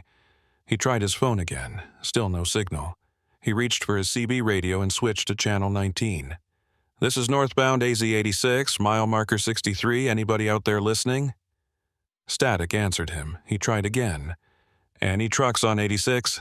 This is a Peterbilt hauling electronics, requesting radio check." A voice crackled through the speaker. Male. Calm. "I hear you, Peterbilt. This is Quentin Haverly, Pima County Sheriff's Department. What's your situation?" Percival felt a wave of relief. "Deputy, I just came through the way station at mile marker 53. The station was unmanned, no personnel, but there was evidence someone had been there recently, and there was a photo of my truck in a vehicle parked outside." There was a long pause. Then Haverly's voice came back. "Say again? A photo of your truck?" "Yes, sir, in a silver sedan, no markings. And there was someone standing in the parking lot, watching me. I don't know what's going on, but something's not right." Another pause, longer this time. "What's your current location?" "Mile marker 63, heading north toward Tucson." "Okay, I'm going to check this out. In the meantime, keep driving. Don't stop for anything. If you see that silver sedan or anyone following you, call it in immediately. You have a phone?" No signal out here. Understood. Stay on this channel. I'll update you when I know more. Percival drove in silence, his eyes flicking between the road ahead and his mirrors. Nothing behind him, just empty highway stretching into the darkness. But he couldn't shake the image of that figure pointing at his truck, or the photograph in the sedan. Why would someone have a photo of his truck? Was it connected to his cargo? Electronics were valuable, sure, but not valuable enough to warrant this level of attention, unless it wasn't about the cargo, unless it was about something else, something Percival didn't know about. The CB crackled. Peterbilt, this is Haverly. I'm at the way station now. Can you describe the sedan again? Silver. 4-door. Looked like a Nissan, maybe an Altima. Parked next to the DOT pickup. Copy that. I see the DOT truck, but there's no sedan here. Percival's stomach dropped. It was there 10 minutes ago. I saw it. I believe you, but it's gone now, and so is the way station master. What? The station's empty. No personnel, no sign of struggle. But the computer's still logged in and there's fresh coffee on the desk. Someone left in a hurry. Percival gripped the steering wheel tighter. What the hell is going on? I don't know yet, but I need you to listen carefully. The last entry in the station log shows a truck with DOT number 988472 cleared through at 11:39 p.m. Do you know that number? Percival thought for a moment. No, never heard of it. I'm running it now. Stand by an eye. Percival waited, his eyes scanning the road ahead. Still nothing. Just darkness and the faint glow of Tucson in the distance. The CB crackled again. Okay, that DOT number doesn't exist. It's not registered to any carrier in the system. Percival felt a chill run down his spine. So, someone falsified the log. Looks that way, which means someone was impersonating a commercial vehicle.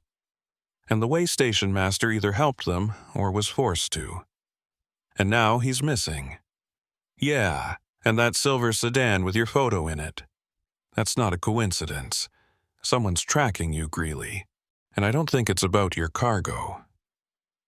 Percival kept driving north on AZ-86, his speed hovering around 70.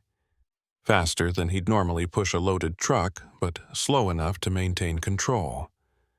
The highway was straight here, cutting through open desert with nothing but darkness on either side. His headlights carved a tunnel through the night, illuminating the white line and the occasional reflector post. Behind him, his mirrors showed only empty road. No headlights, no silver sedan, but that didn't make him feel any safer. Quentin Haverly's voice came through the CB again, breaking the silence. Greeley, I'm checking the surveillance footage from the way station. Hold on. Percival waited, listening to the static hiss from the speaker. He checked his fuel gauge. 3/4 full, enough to make Tucson with plenty to spare, but Tucson suddenly felt very far away. Okay, Haverly said. I've got footage from the exterior cameras. At 11:34 p.m., a semi-truck matching the fake DOT number pulled into the station. Dark-colored freightliner with no company markings. Stopped at the scales, then pulled forward. The way station master, Zeke Farnham, came out of the building and approached the driver's side. They talked for maybe 30 seconds. Then Farnham went back inside. Percival's grip tightened on the wheel. What happened next? At 11:37, a silver sedan pulled into the lot. No plates visible from this angle. Someone got out, went into the station building. 2 minutes later, that person came back out with Farnham. Farnham wasn't struggling, but he didn't look happy either. They got into the sedan and drove off. So, Farnham was taken, Percival said. Looks that way. And here's the interesting part. After the sedan left, the freightliner left too. Heading north. Same direction you're going. Percival felt his stomach tighten. How long ago? You passed through at 11:47. The Freightliner left at 11:40, so it's got about 7 minutes on you, maybe 10 miles ahead, depending on speed. Percival did the math in his head. If the Freightliner was running at highway speed, it would be somewhere between mile marker 70 and 75 right now. Percival was at mile marker 68. "What do you want me to do?" Percival asked. "Keep driving, but stay alert. If you see that Freightliner, don't approach it. Don't try to pass it. Just fall back and let me know. I've got backup units rolling now." Percival switched on his high beams and pushed his speed up to 75. The Peterbilt responded smoothly, the engine settling into a steady roar. He scanned the road ahead, looking for taillights. Nothing yet. The CB crackled again, but this time it wasn't Haverly. It was a different voice. Older, rougher. "Percival Greeley, you're making a mistake." Percival grabbed the mic. "Who is this?" "Someone who knows what you're carrying, and it's not electronics." Percival's mouth went dry. "I don't know what you're talking about." "Yes, you do. Check your trailer. Really check it. Then you'll understand why we need to have a conversation." The voice cut out. Percival tried to respond, but got only static. He switched channels. Tried to raise Haverly again. Nothing. The radio was dead. Percival's mind raced. What was the voice talking about? He'd loaded the trailer himself, watched the pallets being secured, verified the manifest. Electronics. Computer components. Routers and switches destined for a tech company in Tucson. Nothing unusual, nothing illegal, but the voice had sounded certain, too certain. Percival saw a sign ahead. "Rest area 2 miles." He made a decision. He needed to check the trailer, needed to know what he was really carrying. He took the exit and pulled into the rest area. It was small, just a parking lot with restrooms and a few picnic tables. Empty at this hour. Percival parked under one of the overhead lights and grabbed his flashlight. He climbed down from the cab and walked to the back of the trailer. The rear doors were still sealed with the shipper's security tape. Unbroken. But Percival had a key to the padlock. He unlocked it and broke the seal. The doors swung open with a metallic groan. Inside, the trailer was packed with pallets, each wrapped in black shrink wrap. Percival climbed up into the trailer and approached the first pallet. He cut through the shrink wrap with his knife and pulled it away. Boxes. Just like the manifest said. He opened one. Computer components. Legitimate cargo. He moved to the second pallet. Same thing. Then the third. But when he reached the fourth pallet near the back of the trailer, something felt wrong. The shrink wrap was different, thicker, and the pallet sat lower than the others, like it was heavier. Percival cut away the wrap and found himself staring at wooden crates instead of cardboard boxes, military-style crates with rope handles and metal reinforcement. No labels, no markings. Percival's heart was pounding now. He pried open the lid of one crate with his knife. Inside, nestled in foam padding, were bricks of something wrapped in plastic. White powder. Percival didn't need to be an expert to know what he was looking at. Drugs. He was carrying drugs hidden among legitimate cargo. Someone had set him up. He stepped back from the crate, his mind reeling. How long had this been in his trailer? Had it been loaded in the same warehouse where he'd picked up the electronics? Or had someone added it later, at a truck stop or rest area when he wasn't watching? And more importantly, who knew about it? The voice on the CB had known. The people in the silver sedan had known. That's why they had his photo. That's why they were tracking him. Percival jumped down from the trailer and ran to the cab. He needed to call the police, turn himself in, explain that he didn't know, that he'd been used as a mule. But before he could grab his phone, he saw headlights pulling into the rest area. The silver sedan. It stopped 20 yards away, engine idling. The driver's door opened and someone stepped out. A man, tall, wearing a dark jacket. He walked toward Percival slowly, hands visible, non-threatening. "Mr. Greeley," the man said. His voice was the same one from the CB radio. "We need to talk." Percival backed toward his truck. "I don't know who you are, but I'm calling the police." "That would be a mistake. The police won't help you. In fact, they're part of the problem." Percival stopped. "What?" The man was closer now, maybe 10 feet away. Percival could see his face in the light from the overhead lamps. Mid-50s, weathered skin, the kind of face that had spent time in the desert. "The load you're carrying wasn't placed there by accident. It was done with the cooperation of certain individuals in law enforcement. People who are supposed to stop this kind of thing, but instead they facilitate it." "I don't believe you," Percival said. "Then explain why the way station was unmanned tonight. Explain why Zeke Farnham, the station master, cleared a truck with a fake DOT number. Explain why your manifest was approved without inspection." Percival had no answer. The man continued. "Farnham's been on someone's payroll for years.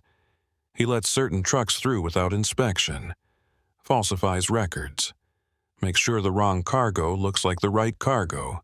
And tonight, you were supposed to be one of those trucks." "Supposed to be?" Percival asked. "We intercepted your load. We knew about it before you even picked it up. We've been watching the warehouse, watching the distribution network, and we need your help to bring it down." "Who are you?" "That's not important.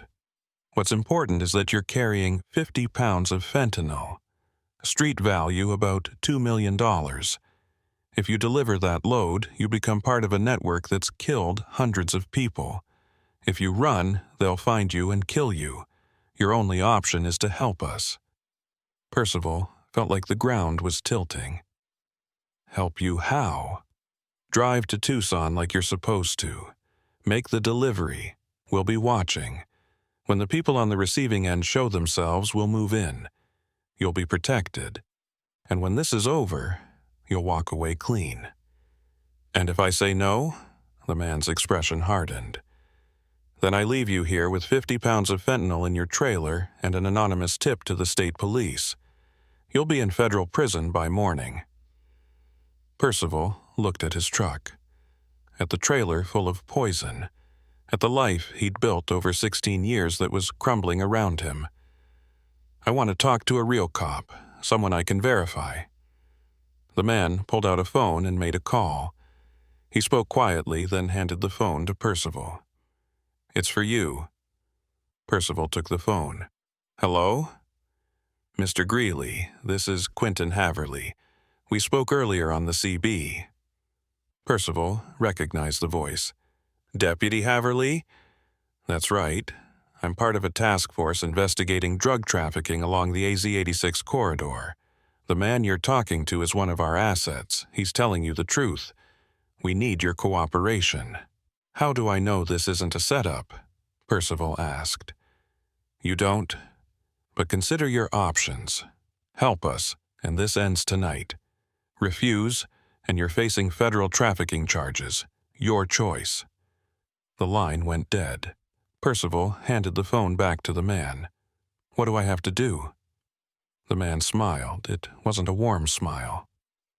"Get back in your truck, drive to Tucson. Make the delivery at the address on your manifest. Act normal. We'll handle the rest." Percival climbed into his cab, his hands shaking. He started the engine and pulled out of the rest area. In his mirror, he saw the silver sedan following at a distance. And Percival Greeley drove into the night, carrying poison, surrounded by people he didn't trust, heading toward a destination he didn't want to reach. Tucson appeared on the horizon at 1:14 a.m., a sprawl of lights against the black desert sky. Percival had been driving for 90 minutes since the rest area encounter, and every mile felt like driving deeper into a trap. The silver sedan had followed him for the first 20 miles. then disappeared. But Percival knew they were still watching. Probably multiple vehicles now, coordinating, staying out of sight. The address on his manifest led him to an industrial park on the south side of the city. Rows of identical warehouses, most of them dark at this hour. Number 2847 was near the back of the complex. A metal building with a roll-up door and a single light above the entrance. No company name. No signs. Just a number stenciled on the door. Percival pulled his Peterbilt into the lot and stopped about 50 yards from the building. His hands were sweating on the steering wheel. He looked at his phone. Still no signal, or maybe it had been jammed. He reached for his CB radio, but before he could key the mic, it crackled to life. Greeley. It was the man from the rest area. Park in front of the building. Back your trailer up to the loading dock. When someone comes out, act normal, make small talk, sign whatever paperwork they give you. We need them to confirm receipt before we move in. Percival keyed the mic. Where's Haverly? I want to talk to the deputy. Haverly's busy. Just do what I told you. How do I know you're really law enforcement? How do I know this isn't just you stealing the drugs? There was a long pause. Then the voice came back. Harder now. You don't. But like I said before, your options are limited. Now park the truck. The radio went dead. Percival sat there for a moment, considering his choices. He could refuse, drive away. But where would he go with 50 pounds of fentanyl in his trailer? He could try to find a police station, turn himself in, hope they believed him. But the voice had said law enforcement was compromised. And if that was true, walking into a police station might be the worst thing he could do. Or he could do what they asked. Park the truck. Make the delivery. Trust that someone was watching. That this would end the way they promised. Percival put the truck in gear and drove forward. He maneuvered the Peterbilt around to the loading dock and backed the trailer up slowly, watching his mirrors, listening to the backup alarm beeping in the night. When the trailer was flush against the dock, he set the parking brake and shut off the engine. The sudden silence was deafening. He sat in the cab, waiting. 2 minutes passed, then 5. Then the roll-up door began to rise with a metallic screech. Light spilled out from inside the warehouse. Percival could see figures moving in the brightness. 3 men, maybe 4. One of them walked to the driver's side of the Peterbilt and knocked on the window. Percival rolled it down. The man was young, maybe 30, with a shaved head and tattoos crawling up his neck. He smiled, but it didn't reach his eyes. You Greeley? Percival nodded. That's me. You're late. Window closed 20 minutes ago. I got held up at a weigh station. Had to wait for an inspector who never showed. The man studied Percival's face. Yeah? Where? AZ 86, south of here. The man pulled out his phone and made a call. He spoke in Spanish, too fast for Percival to follow. Then he hung up and looked at Percival again. The weigh station was unmanned tonight. How'd you get held up there? Percival felt sweat trickling down his back. I stopped to check my logs. Took longer than I thought. The man stared at him for a long moment. Then he smiled again. Okay, come on down. Let's get you unloaded. Percival climbed out of the cab. His legs felt unsteady. The man led him to the back of the trailer where 2 other men were already opening the doors. They climbed inside and started pulling out pallets with an electric jack. They worked quickly, efficiently, like they'd done this 100 times before. One of them called out from inside the trailer. Got the package. 4th pallet, just like they said. The man with the neck tattoos nodded. Bring it out first. We'll deal with the rest later. They pulled out the pallet with the wooden crates and set it aside. One of the men pried open a crate, checked the contents, and gave a thumbs up. The tattooed man turned to Percival. Everything looks good. We just need your signature on the delivery receipt." He handed Percival a clipboard with a form on it. Percival glanced at it. It looked legitimate. A standard delivery confirmation with the warehouse address and a description of the cargo. But there was no mention of the wooden crates, no mention of anything illegal. Percival hesitated. "What about the rest of the load, the electronics?" "We'll unload it. Don't worry about it." "I need a full accounting. My company requires—" The tattooed man stepped closer. "Your company doesn't need to know anything except that you made your delivery. Sign the form, Greeley." Percival signed. His hand was shaking so badly the signature barely looked like his own. The tattooed man took the clipboard and handed Percival a copy. "You're free to go. We'll finish up here." Percival started to walk back to his truck. He'd only taken a few steps when he heard it. The sound of vehicles approaching fast, tires screeching, engines roaring. He spun around and saw them. 3 black SUVs with no lights, converging on the warehouse from different directions. They slammed to a stop and men in tactical gear poured out. Federal agents, DEA markings on their vests. The men at the warehouse scattered. The one with the neck tattoos dropped the clipboard and ran for a side door. One of the other men pulled a gun. There was shouting. Commands to get on the ground. Then gunfire. Percival dove behind his truck, hitting the pavement hard, his ears ringing from the shots. He couldn't see what was happening, could only hear the chaos. More shouting, more gunfire, footsteps running, engines revving. Then, as suddenly as it started, it stopped. Silence. Percival stayed behind the truck, his heart hammering. A voice called out, "Greeley, you can come out. It's over." Percival stood slowly, his hands raised. One of the federal agents approached. He was wearing a tactical vest with DEA printed across the chest. He had a rifle slung across his body, but his hands were empty. "You okay?" the agent asked. Percival nodded, not trusting his voice. "We got 3 in custody, 1 got away. You did good." Percival looked past the agent. The warehouse loading dock was crawling with the law enforcement now. Men in DEA vests, men in police uniforms, men in plain clothes. The wooden crates were being photographed and tagged as evidence. The tattooed man was on the ground in handcuffs, blood running from his nose. "What about the others?" Percival asked. "What others?" "The people who were tracking me. The silver sedan, the man at the rest area. Where's Deputy Haverly?" The agent's expression shifted. "I don't know what you're talking about. We've been running this operation for 3 months.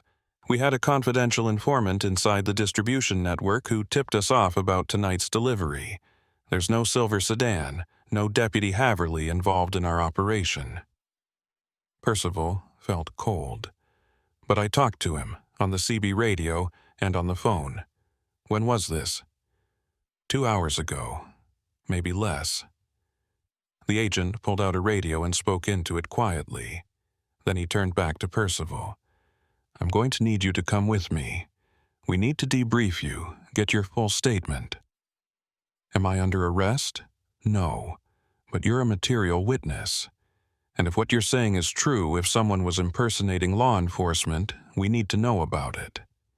They took Percival to a federal building in downtown Tucson, put him in an interview room with bad coffee and fluorescent lights that made everything look washed out. 2 agents questioned him for 3 hours.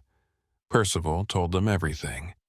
The empty way station, the photograph of his truck, the voice on the CB, the man at the rest area, the silver sedan. When he was finished, the agents looked at each other. One of them said, "We need to make some calls." They left him alone in the room. Percival put his head in his hands. He was exhausted. His body ached from diving behind the truck. His mind was spinning, trying to make sense of what had happened. If the DEA agents didn't know about the silver sedan, then who was in it? If Quentin Haverly wasn't part of their operation, then who had he been talking to? And why had they pushed him to make the delivery if they weren't law enforcement? The door opened. A woman entered. She was in her 40s, wearing a dark suit, with a badge clipped to her belt. She sat down across from Percival. "Mr. Greeley, I'm with the FBI. We've been listening to your statement, and we have a problem." "What kind of problem?" "Quentin Haverly is a real deputy, Pima County Sheriff's Department. But he's been under investigation for the past 6 months for corruption, specifically for running interference for drug traffickers." Percival's stomach dropped. "So he's dirty?" "We think so, but we haven't been able to prove it until now." She leaned forward. "The man you talked to at the rest area, the one with the silver sedan. We believe he was working with Haverly. They were running their own operation, parallel to ours. They knew about tonight's delivery because they've been monitoring the same network we have, but instead of arresting anyone, they were planning to hijack the load. But they told me to make the delivery. They said they'd move in when—" Percival stopped.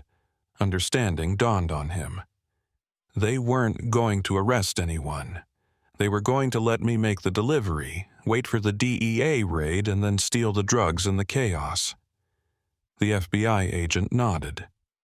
"That's what we think, and they would have gotten away with it if you hadn't told us about them. Where are they now? We don't know, but we're looking, and we need your help.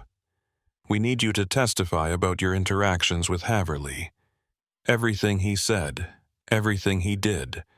It's the only way we can build a case against him." Percival thought about his truck, about his job, about the life he'd built that had been turned upside down in one night. "What happens to me? You go home, eventually. After we're done with depositions and paperwork, you're not being charged with anything. You were an unwitting courier. The drugs were hidden in your load without your knowledge. You're a victim here." But Percival didn't feel like a victim. He felt like bait. Used by one group of criminals to catch another. Used by law enforcement to catch both. And somewhere out there, Quentin Haverly was still free. Still watching. Still waiting. They released Percival at 6:32 a.m. The sun was just coming up over Tucson, turning the desert sky the color of rust. He walked out of the federal building into air that was already starting to warm, carrying the smell of creosote and exhaust. His Peterbilt was parked in a secure lot 2 blocks away. The FBI had gone through it with drug dogs and forensic teams, searching for any additional contraband. They'd found nothing. The hidden drugs had been the only surprise. Percival climbed into the cab and sat there for a long moment, not starting the engine, just staring through the windshield at nothing.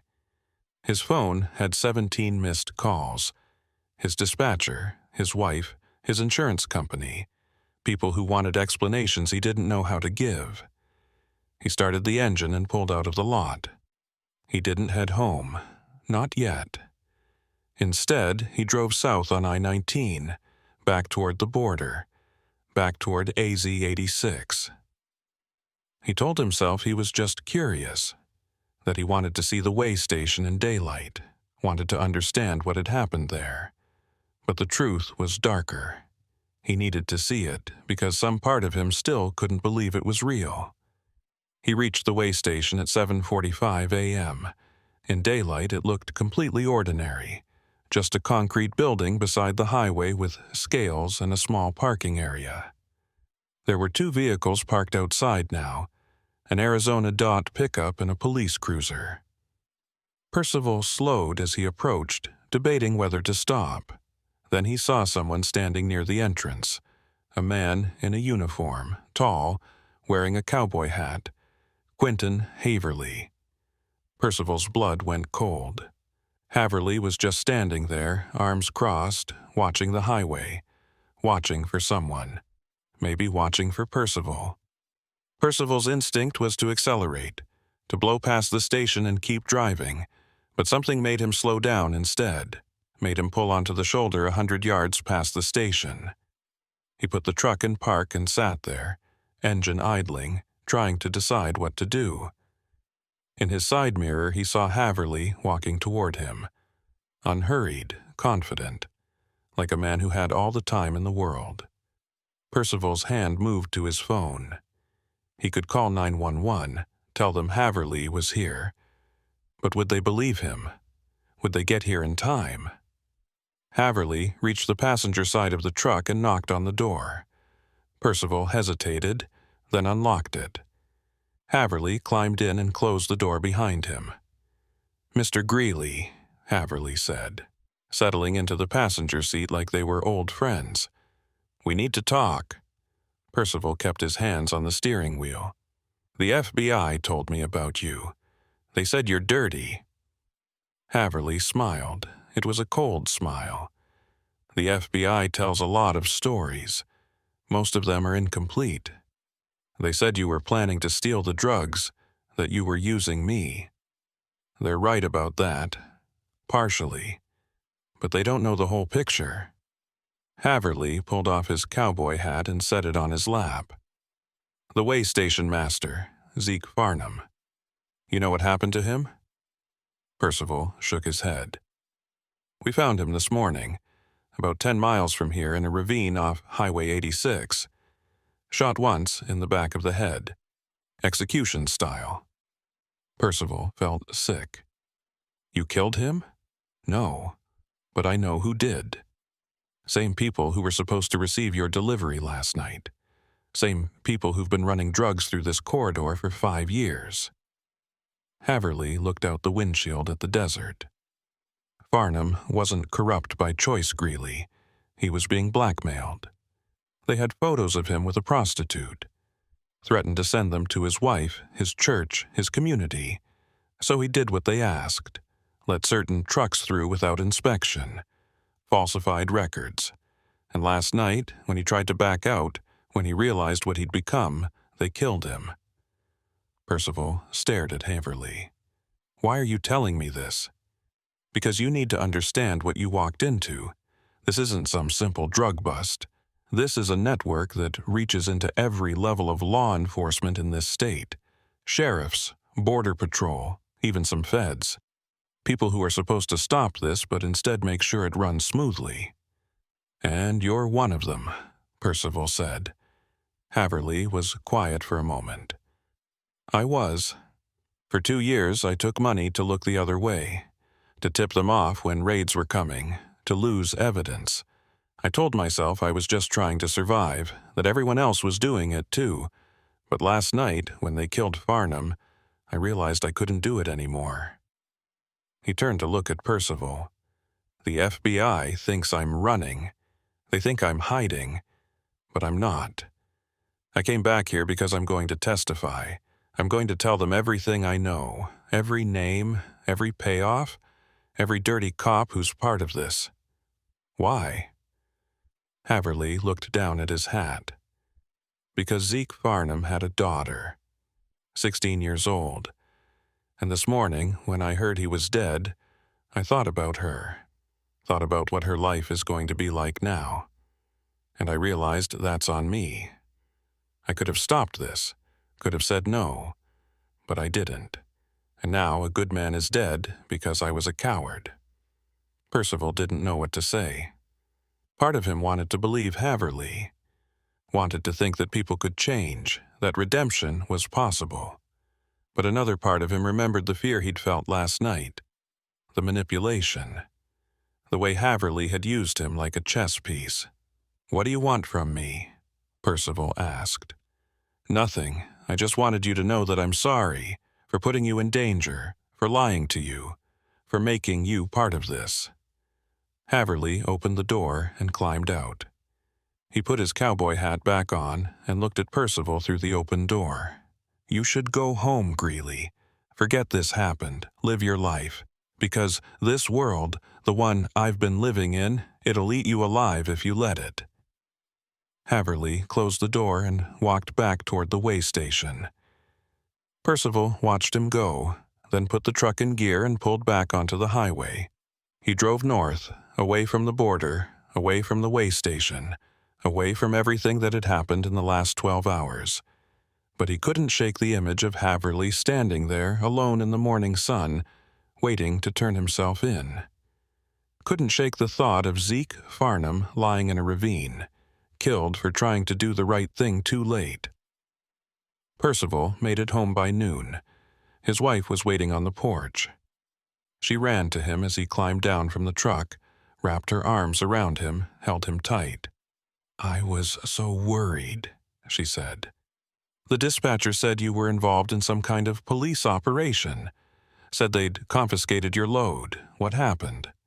Percival held her for a long moment before answering. Then he told her everything. About the way station, the drugs hidden in his trailer, the raid, the FBI, Quentin Haverly. When he was finished, she pulled back and looked at him. "Are you in trouble?" "No, the FBI said I'm clear. I didn't know about the drugs. I'm just a witness now." "A witness to what?" "To how deep this goes. To how many people are involved." His wife was quiet, processing. Then she said, "What are you going to do?" Percival thought about that. About Haverly's words. About going home and forgetting and living his life.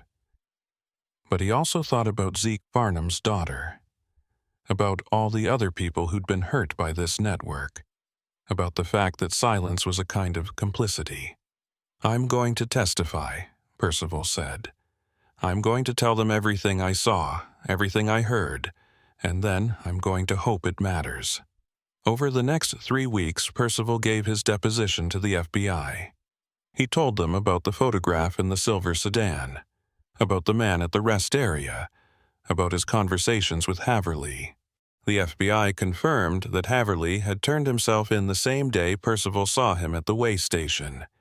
He was cooperating fully, providing names and evidence that was leading to dozens of arrests across Arizona and New Mexico. Zeke Farnham's murder was still unsolved, but the FBI said they had leads. The local news ran stories about the bust, about the corruption investigation, about the network that had operated for years, right under everyone's noses. They didn't mention Percival by name, which he was grateful for. He didn't want to be famous, didn't want to be known as the trucker who'd accidentally carried drugs and helped bring down a corrupt deputy. He just wanted to go back to work, to drive his routes and make his deliveries and live a quiet life. But something had changed. Now, when Percival drove through southern Arizona, when he passed through way stations and rest areas and small desert towns, he saw things differently. Saw the spaces where darkness could hide. Saw how easy it was for good people to be compromised. Saw how a single choice, a moment of weakness or fear, could lead to destruction. He thought about this one night as he drove south on AZ 86, approaching the way station where it had all started. It was almost midnight. The station was open this time, lights on, a new operator manning the scales. Percival pulled in and stopped on the scales. A man came out of the building. Not Zeke Farnham. Someone new. Someone who didn't know what had happened here. The man checked Percival's paperwork, verified his weight, and waved him through.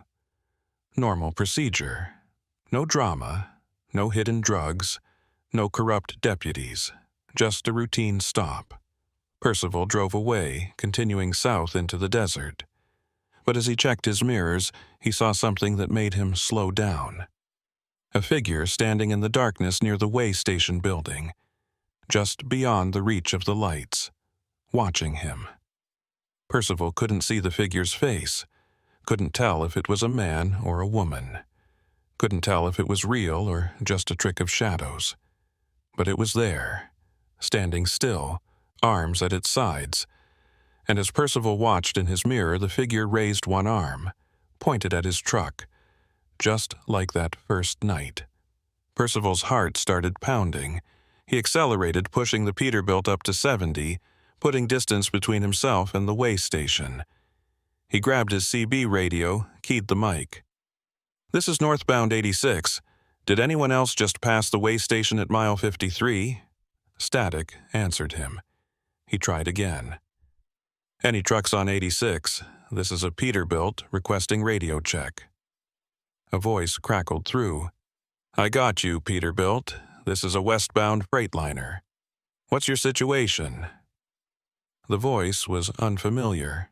Just another driver. Normal. "Nothing," Percival said. "Just checking my radio, thanks." He hung up the mic and kept driving. His hands were shaking on the wheel. He told himself he'd imagined it, that there was no figure, that his mind was playing tricks after everything that had happened. But deep down, he knew better. He knew that what he'd seen was real, that someone had been watching him, maybe someone from the network, maybe someone connected to the people who'd been arrested. Maybe just a reminder that even though Quentin Haverly had turned himself in, even though dozens of arrests had been made, the network wasn't completely destroyed. There were still people out there, still watching, still waiting, and Percival Greeley, truck driver, material witness, would have to live with that knowledge for the rest of his life. He drove through the night, through empty desert and small towns, through checkpoints and way stations that all seemed normal on the surface. But Percival knew now what could be hiding underneath. Knew that the highways he traveled every day were arteries for more than just commerce. That darkness moved through them too. That corruption and violence and exploitation followed the same routes as legitimate freight. And that, sometimes, the only thing separating the two was luck, or a dust storm, or a random inspection, or one person making one choice in one moment that changed everything. Percival reached his destination at dawn. He backed his trailer up to a loading dock, just like he'd done 1,000 times before. Workers came out to unload.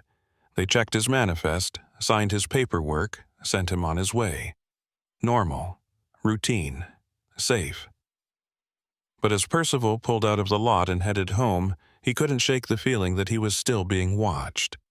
That somewhere out there in the vast empty spaces of the desert, people were tracking him. Waiting for the right moment. Waiting to see if he would keep quiet or keep talking. And Percival didn't know which was more dangerous. He just knew he couldn't stop driving. Because that's what truckers do. They keep moving, even when they're afraid. Even when they don't know who to trust, they just keep driving. Into the sunrise, into the unknown, into a future that might hold answers, or might hold nothing but more questions. And as the Arizona desert stretched out around him, golden in the morning light, Percival Greeley drove on.